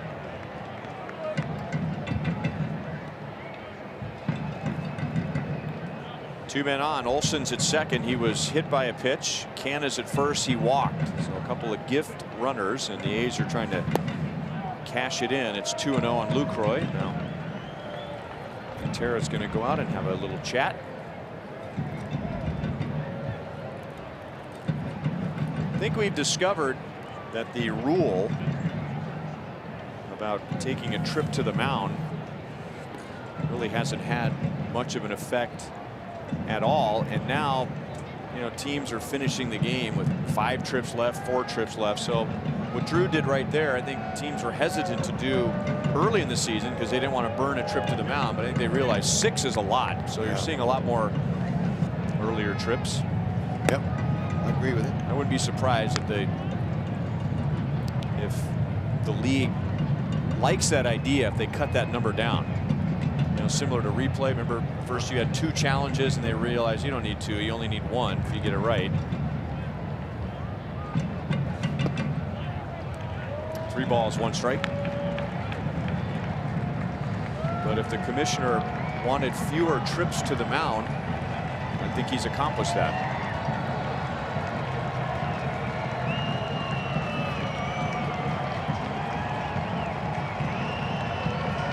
3-1 on Lucroy. Number 9 hitter Chad Pinder is on deck. Right over the outside edge, 3-2. Great spot. Try to repeat it.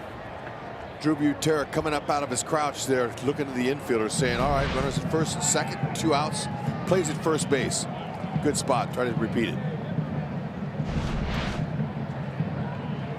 It's always nice to have a little reminder. It's a catcher's job usually. Sometimes. There you go.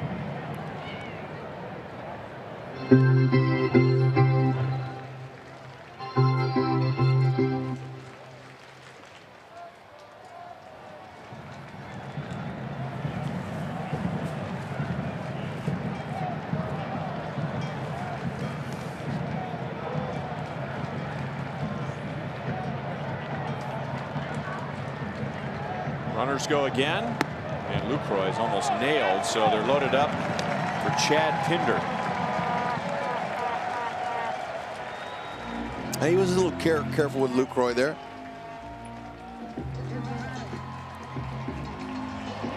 Lucroy is a 361 hitter with a runner in scoring position. Pinder's just 154, hasn't had as much success, so maybe you'd rather face him.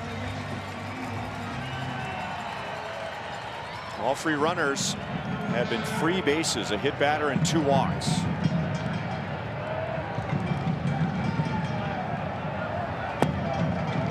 Breaking balls down and away. Pinder has an infield single. That was a bad hop on Whit Merrifield in the 2nd inning, and he's also lined out to Whit.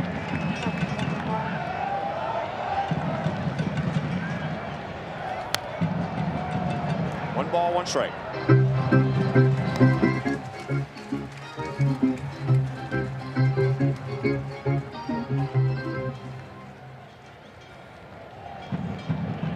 Royals have walked 5 and hit a batter today, but so far only 1 of those has turned into a run. And now Barlow's ahead, 1 ball, 2 strikes. Fastball's on his hands, working so far. Maybe he can put him away with one of his secondary pitches. Sliders, the pitch he likes to go to at 88-90. Our Mo Lottery replay shows it. There it is, right here. Hit it.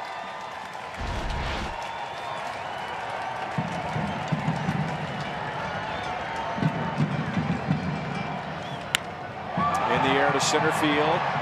Paulo's got a line on it and brings it down for the out. So the hit batter and the 2 walks are painless. And at the end of 6, it's still a 2-2 tie.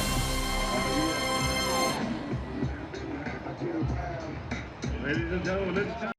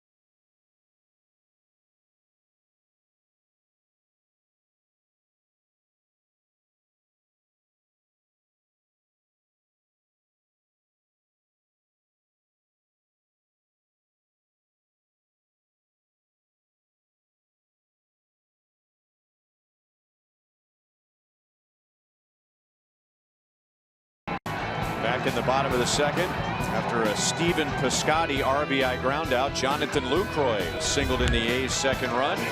The Royals got a run on a wild pitch and then tied it with a Salvador Perez home run. That was a 2-run third, and nobody has scored since. Brad Keller, Royals starter, is out. Sean Manaea is still in, and he'll get the lower third of the Royals order in the 7th inning. Popped up into shallow right, and Piscotty brings it down.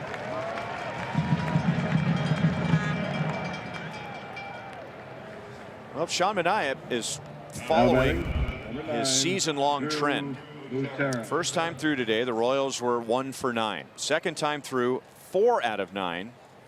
And now they are 0 for 7. Third time through the order. I was chatting with Dallas Braden. He's the television analyst for the A's and threw a perfect game here. And I said, if you saw a pitcher who had trends like that, what would that tell you, assuming you'd never seen him before? And he said, well, I would assume you got a guy who's got good stuff, and then second time through, teams become more aggressive with him. So they say, boy, I don't want to get to that changeup. I don't want to get to that slider. So they start jumping on him early in the count and get more hits second time through. And then third time through, he's breaking out a pitch that he didn't show the first 2 times. Fowler makes a play on Drew Butera. And tying it into Sean Manaea. Manaea, fastball, changeup. He doesn't love his slider, but the A's are just making him throw it so that he has a third pitch. And Dallas Braden was giving Jonathan Lucroy a lot of credit of really managing the game for Manaea. He doesn't really have to think much. Just go with the sign that Lucroy gives him, and that's what Manaea's done. Third time through, he starts breaking out his slider, which opponents don't see a lot of first and second time through the order. Nice. That's a good report. So nice that you could follow a veteran like Lucroy. He's been around both leagues and keeps the thinking out of it. And that's the whole thing about starting pitching. You know, the more weapons you have, the better chance you have to surprise the hitter. And you don't want to usually show them all first time around, just like you explained. So you have to.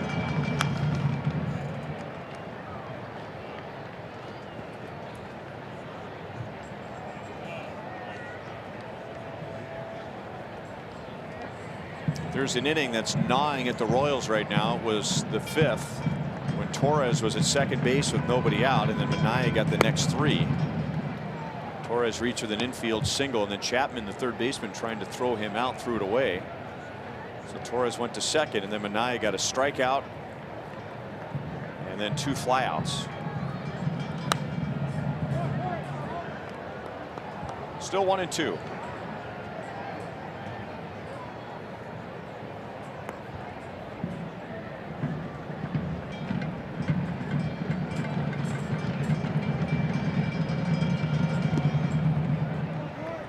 Two balls, 2 strikes.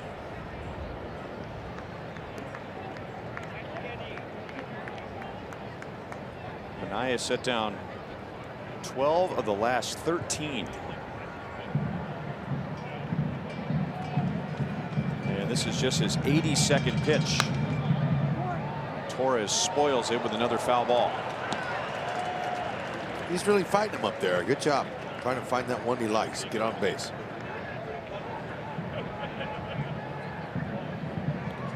Milking that pitch count from Manaea. Making him work.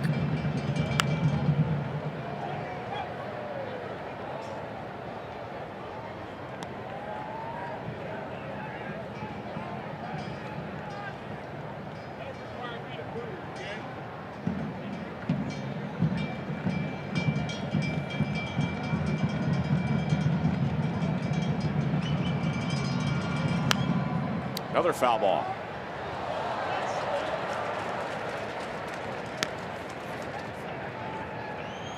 This will be the 10th pitch of this Manaea-Torres matchup.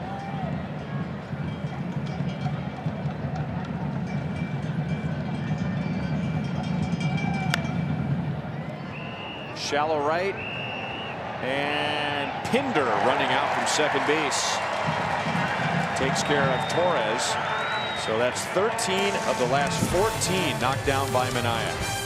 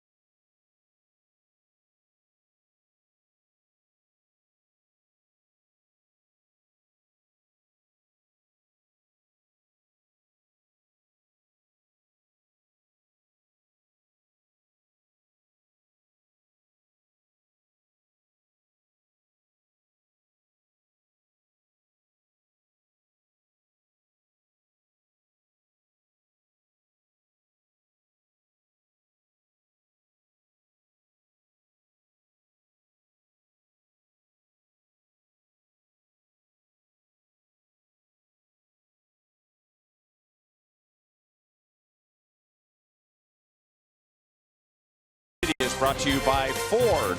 Going further so you can.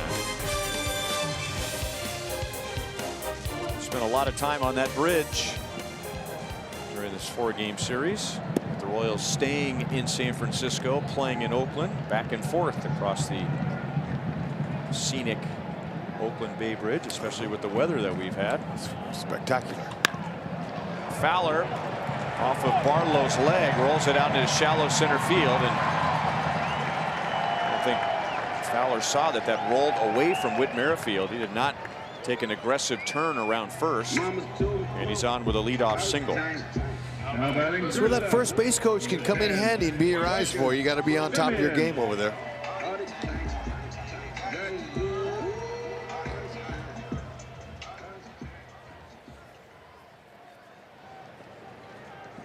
You're Pepsi fans of the game. Good seats. And now that ball is going to roll over near our Pepsi fans of the game, and the A's are going to have a runner at third base with nobody out. You have got to be very careful in this ballpark throwing over to first base.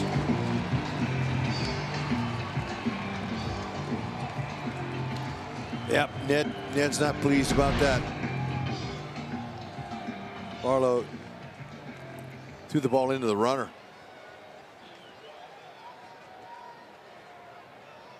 It hit the runner. Yep. And it just went in the corner over there. It was easy for him to get to third base. Now, whenever you're in say a hitter's ballpark, you know, with smaller dimensions like say Camden Yards, and you say, you know, does that change the way a pitcher pitches? And the answer usually is no. I mean, you have to be aggressive like you normally are. You can't change who you are. And now Simeon pops it up, and Witt, battling the sun, brings it down. So that's a big out for Barlow. Just to finish the thought, you don't want to take the aggressiveness away from a pitcher, but in a ballpark like this, boy, sometimes in a situation like this, you really got to think 2, 3, or 4 times before you want to use your best move over at first base. Yeah, and you know, Moose being new over there and hasn't seen his move before, that played into it. That's a good point.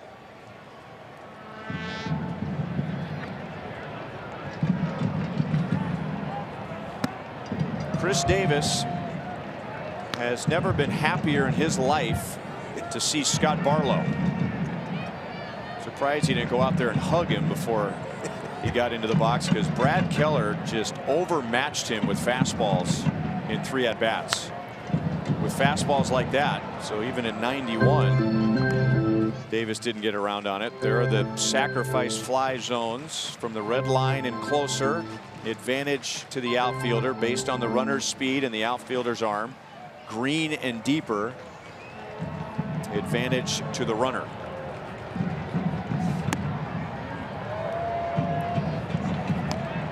Brad Keller just threw one fastball after another up on Davis, who simply couldn't catch up to it. Got to play that infield in. It's late in the game. Tied up, a little ground ball. Get him at home. Ooh.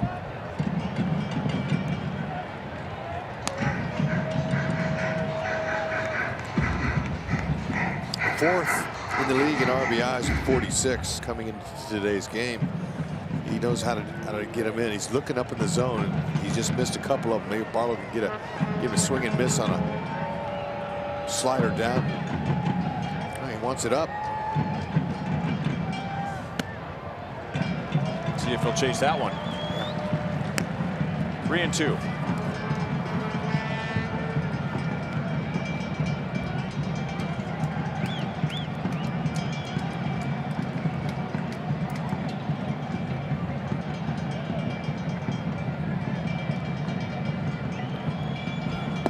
Got him. And for the 8th time in his career, Chris Davis strikes out 4 times in a game. And now left-hand batter is coming up. Matt Olson, and Ned Yost is going to go get Tim Hill. Mo Lottery shows you that was a perfectly executed breaking ball out of the zone, down under his bat. Chevy called to the bullpen with a runner at 3rd and 2 down.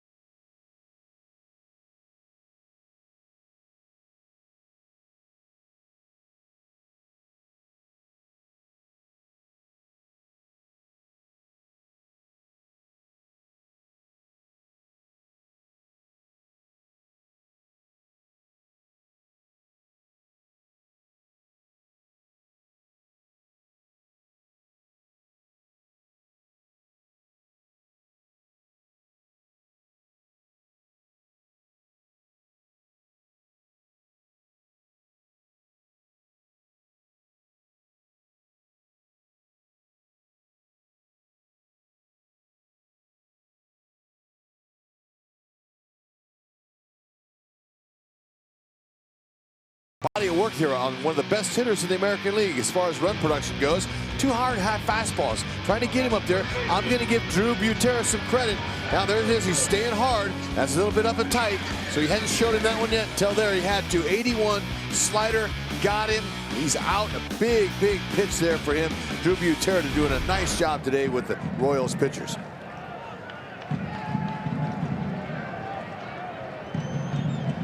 And now Tim Hill to Matt Olson, and a sidearm slider is in for a strike. These two matched up one time last weekend in Kansas City, and Olson singled against Tim Hill. The A's had a runner at 3rd and nobody out to begin this inning, and Fowler is still at 3rd with 2 down, and now Hill's ahead, no balls, 2 strikes. Tim Hill, sinker, slider, changeup, sidearm, 3/4 delivery.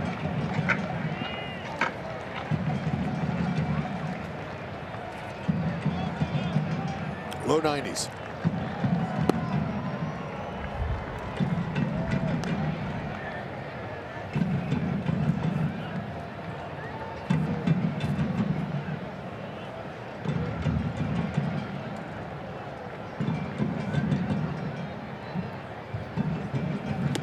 Got him.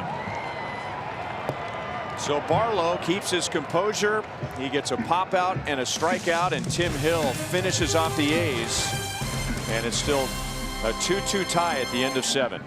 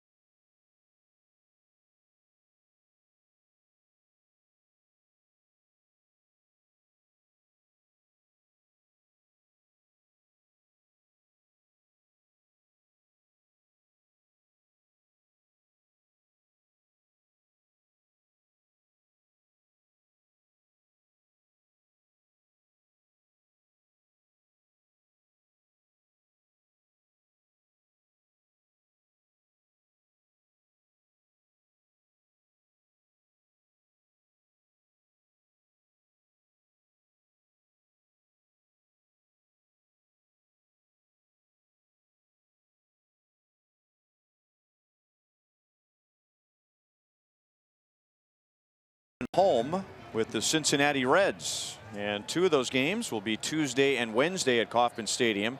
Sal Romano and Tyler Mahle will be pitching for the Reds, a couple of guys we're not familiar with. And Homer Bailey is on the disabled list in our University of Kansas Health System injury report update with some knee problems. That's a fair ball. Whit Merrifield inside the third base bag. The A's just wasted a golden scoring opportunity. And now the Royals will have a runner at second base with nobody out to begin the 8th, and that's Whit's second double of the day. Yep, 14th and 15th, and that one might have came at a really good time.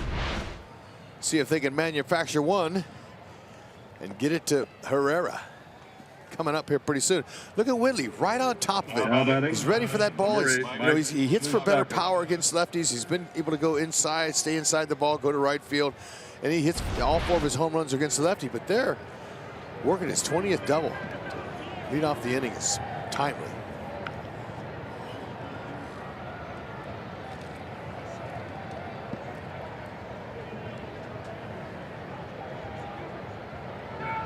Sean Manaea had set down 13 of 14 coming into this inning, and this is probably his last batter. Blake Trinan is ready to go in the bullpen, a right-hander, and now Moustakas hits a shot foul off the right field line, trying to at least get a ball to the right side and get Merrifield to third. He'd like that. Up the percentage of chances to score that run. That's what you want to do. Salvador Perez on deck.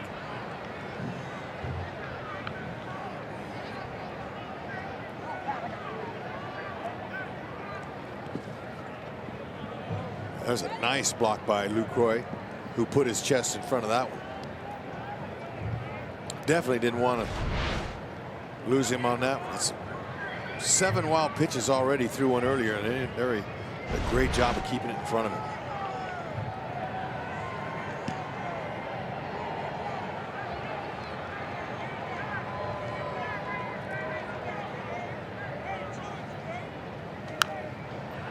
Backing out of play, 1 ball, 2 strikes.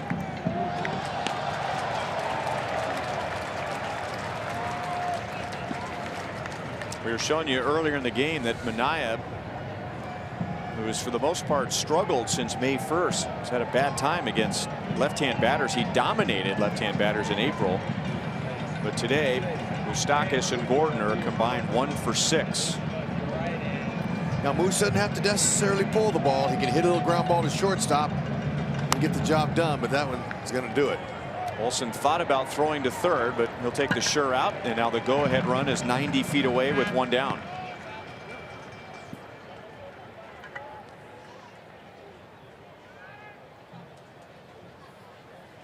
And now here comes Bob Melvin with Perez, Dozier, and Orlando. Right-hand batters coming up. Sean Manaea departs with a runner at third, 1 down in a 2-2 tie in the 8th inning.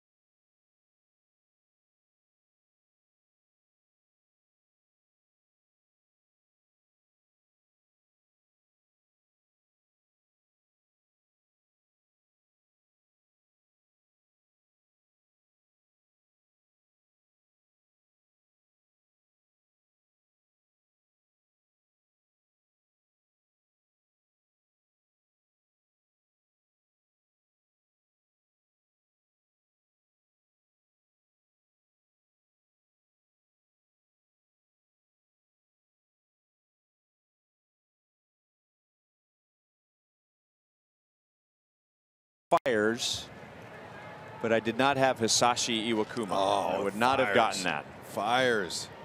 That's a trick question because you don't think of him with the Astros, but he threw a no-hitter shortly after being traded to the Astros. Good question.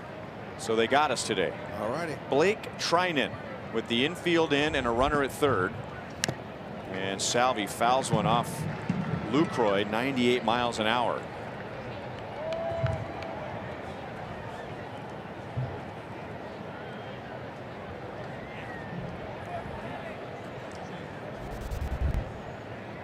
Runner at third and less than 2 outs. And Salvi gets him home almost 70% of the time. The league average, this kind of shows you how the game has changed as far as an emphasis on the big things instead of the little things, is under 50%. You got to give the pitchers some of that credit. Yep, huge opportunity. Stay towards the middle of the field with your focus. Ooh, he got a heavy sinker. That is a upper 90s hard bowling ball type sinker. It'd be hard to lift that one. Slider at 90-92, change up, he's good. 6'5", 225. Been in situations like this before. Now Salvi down 0-2. Might try to get him to chase, or he could just challenge him.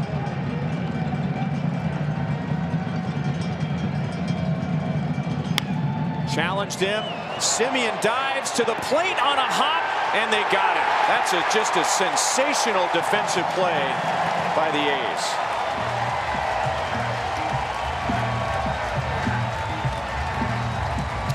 Well, you got that right. That's a hard smash backhand, fully extended, dive from one knee, doing it a one hopper, perfect side of the plate. Everything was perfect about that. And you can't blame Whitley. You can't blame Jershely. That's just a perfect throw.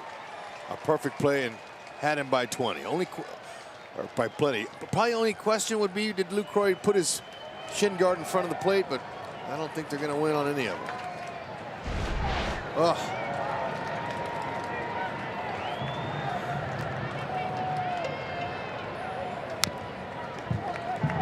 Well, you're facing one of the best relievers in the league. Salvi puts the ball in play. He forces the shortstop to dive. Merrifield goes on contact. I don't know if that's exactly how you would draw it up, but Salvi got the job done, and the A's, who are not known for their defense, just made a great play. No doubt. I mean, there are so many ways that you can mess up that play there. First, it could trickle off the glove. He throws from one knee. The throw could have been up the line. I mean, there's so many things that could have went wrong there. That was perfect.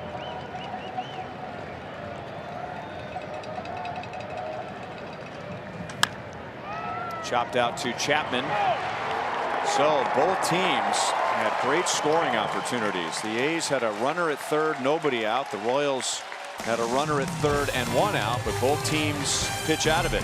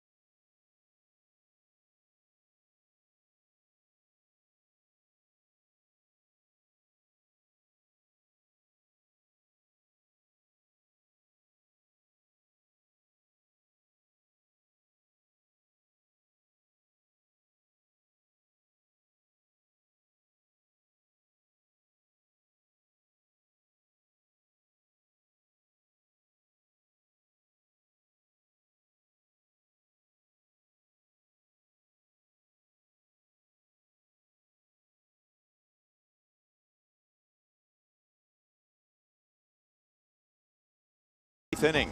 You can help celebrate one of the most dynamic players in Royals history with the Bo Jackson Flex Plan. This plan gives you the ultimate flexibility with 16 ticket vouchers to use during the remainder of the season. Download the MLB Ballpark app to pick and choose which remaining games you want to attend. And for more information, go to Royals.com/Bo. Bottom of the 8th, Jason Adam with Chapman, Canna, and Piscotty coming up. Nobody has scored since Salvador Perez tied the game with 2 outs in the 3rd inning with a home run, and the A's just made the defensive play of the game. Gunning down Whit Merrifield at home on a ground ball from Salvador Perez. 1 ball and 1 strike.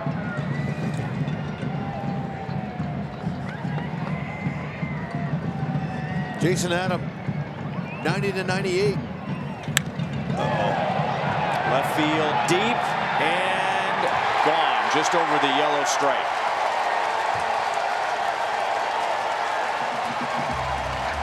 Well, we say it so often, one team doesn't cash in one inning. The other team usually makes you pay for it, but I thought that was going to favor the Royals after the A's had a runner at third and nobody out in the 7th inning, but Barlow and Hill pitched out of that. And now it's Chapman, who's had a heck of a year against the Royals this season. Yeah, I'll say that ball's up right middle. Center cut 93. Had just enough.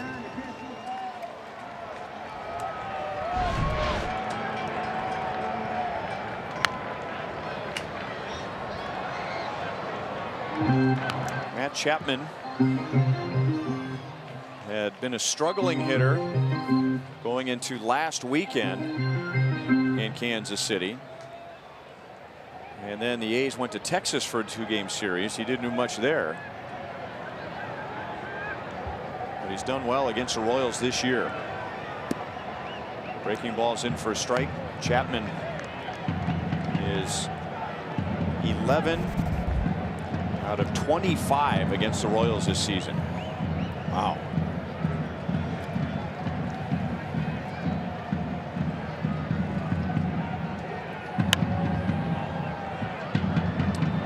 Torres veers into foul territory.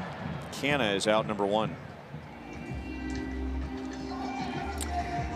MLB At Bat is your #1 Royals app. Customize your experience to catch every moment this season.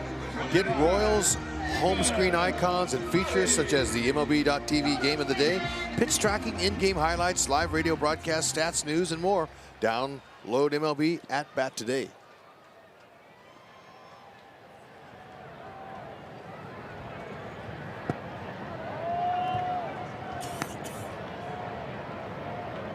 Stephen Piscotty is 1 for 3 with an RBI.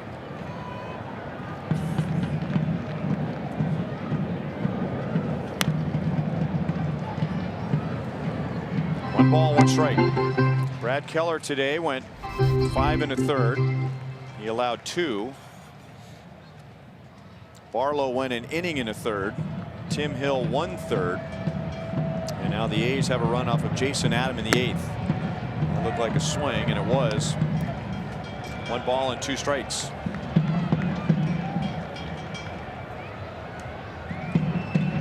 The A's have won 4 of the first 6 from the Royals this year with some timely home runs.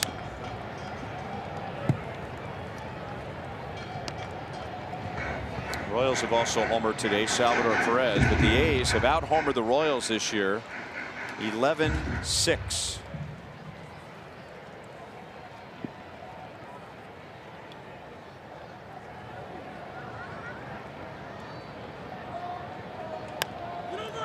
Check swing out to Moustakas, and there are 2 outs.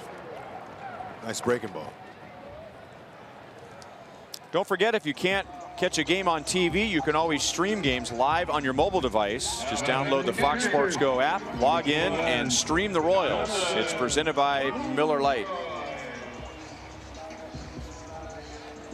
And now Jason Adam will get Jonathan Lucroy. In the 9th inning, the Royals have Paulo Orlando, Alex Gordon, and Alcides Escobar. Ned Yost has Almonte, Goins, and Soler on the bench. Ned said that Soler could play today, but wanted to give him another day off, and then there's a scheduled day off tomorrow, so that would be 3 days to let that foot settle down. But you wonder if the situation presents itself and Soler has a chance to tie the game or put the Royals in front. We would hope. Right now, it look like he's getting ready to go. I hope we won't see him out there. It wasn't high enough for Mike Moustakas to get underneath it.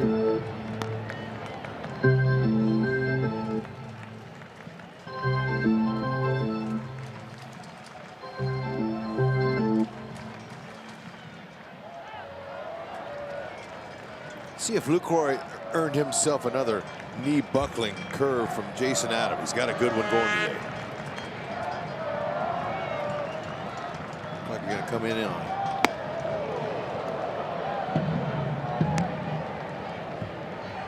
Lucroy does not like a pitch like that when he's standing at the plate, but he probably appreciates a pitch like that when he's crouched behind home plate. Yep. Lucroy looked like he's kind of diving out over the plate, so Jason keeps him honest. Yep. Sets up anything he wants. Got him there. Worked. Matt Chapman homers. Royals are down by 1 to the 9th inning.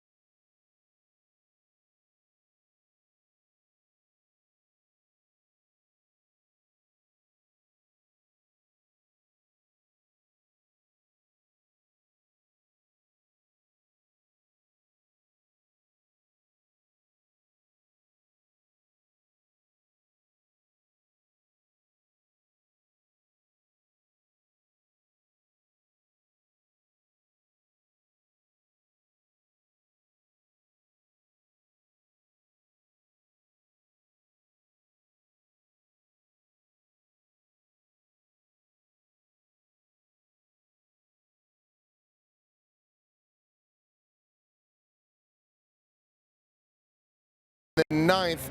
Can they pull it out? We'll talk about it coming up on Boulevard Royals Live. Brad Keller, very impressive again in his 3rd big league start. We'll talk about that. And the A's with that timely late rally. A battle between 2 teams with a lot of missed opportunities. Will there be any more for the Royals? We've got it coming up on Boulevard Royals Live. Ryan? All right, Joel, here's some key plays. This one against the Royals. And that kept the game tied at 2 in the top of the 8th inning. And then at the bottom of the 8th, Matt Chapman and Jason Adam knew it immediately. Hits a line drive home run to left. That put the A's in front 3-2. And now Blake Trinan will pitch to Ryan Goins, batting for Paulo Orlando, Alex Gordon, and Alcides Escobar. So this is not a save situation, as Trinan got the last out of the 8th in a tie game. He is now the pitcher of record, but he'll treat it like a save situation, and the A's bullpen has been outstanding this year. Yeah, and he's got plenty of hard stuff.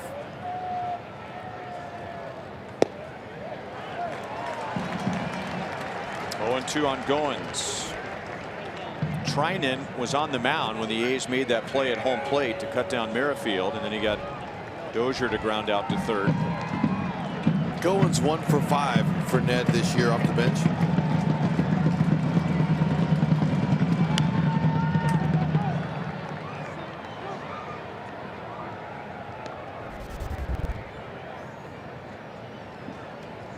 He is 1 for 8 with a double in this series.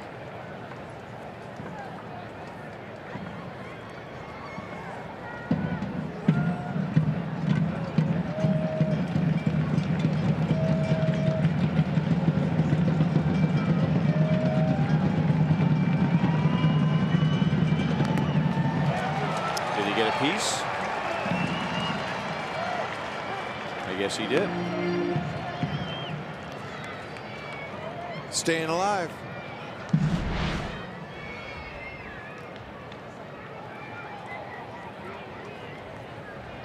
Just enough.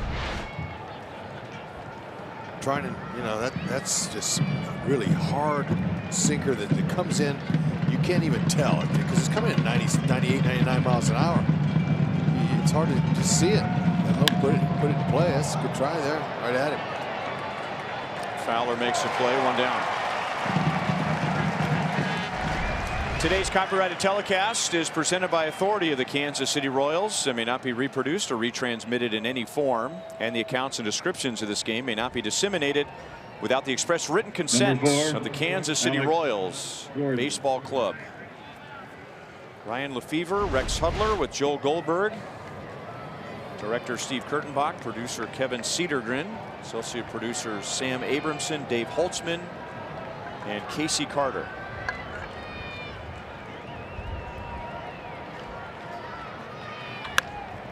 Line fair inside the right field line. How far will Alex Gordon go? He will check in at second base with a 1-out double.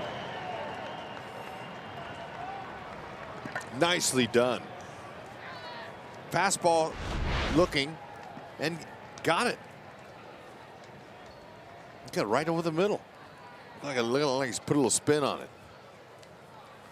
Oh, slider. Stayed up. Alex is watching it.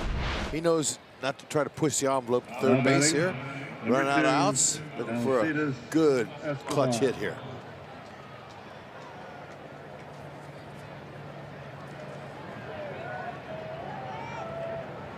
Heskey is 0 for 3 today.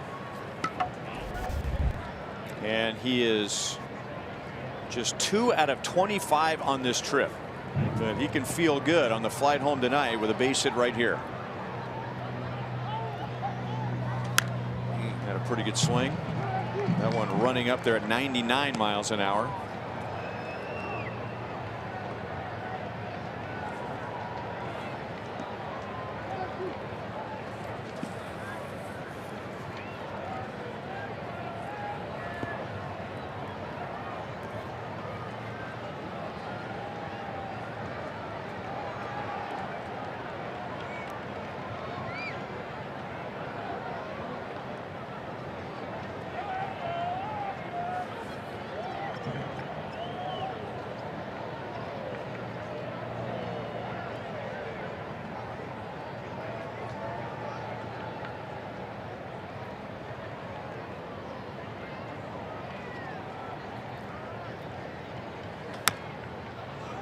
Pulled foul, and it's no balls and 2 strikes. Well, the A's certainly didn't cash in all of their scoring opportunities today, but the way the Royals offense has gone lately, it's easy to look back. And runner at second base, nobody out in the 5th. Manaea got out of that. Leadoff double. Runner at 3rd in the 8th inning. Treinen got Manaea out of that, although the A's made a fantastic defensive play. Now runner at 2nd, 1 out in the 9th. Lucroy blocks that one. 1 run today, scored on a wild pitch, and Jonathan Lucroy has been a busy man this year doing this.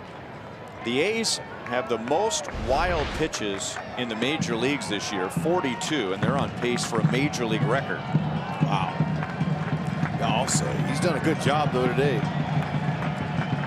That hard, heavy sinker, trying to, if Escobar could just hit it on the ground and find a hole out there, it can tie it up. Snapped his bat.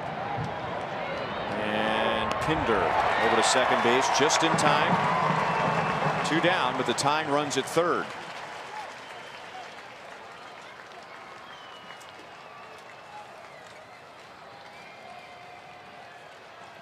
And now here's Drew Butera.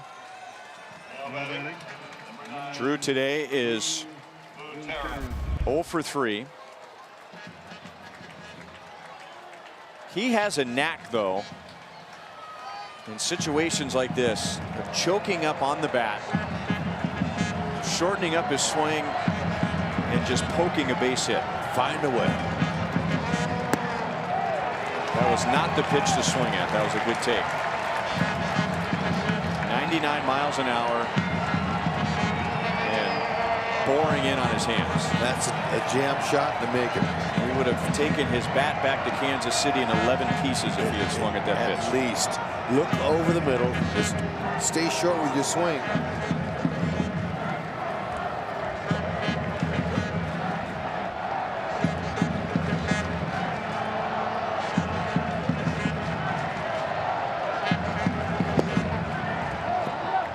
One ball, 1 strike.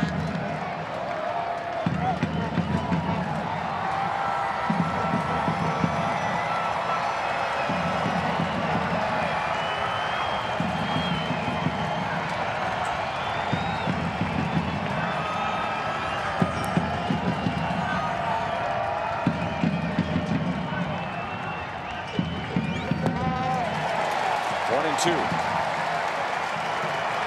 Well, he's nasty. Better believe it. But that thing is moving, man. Guys who have movement like that, sometimes, you know, you say you can throw too hard and that movement will flatten out. It will straighten out and you can lose your movement. I mean, he's 98, 99. He's not losing any movement at all. Not a bit.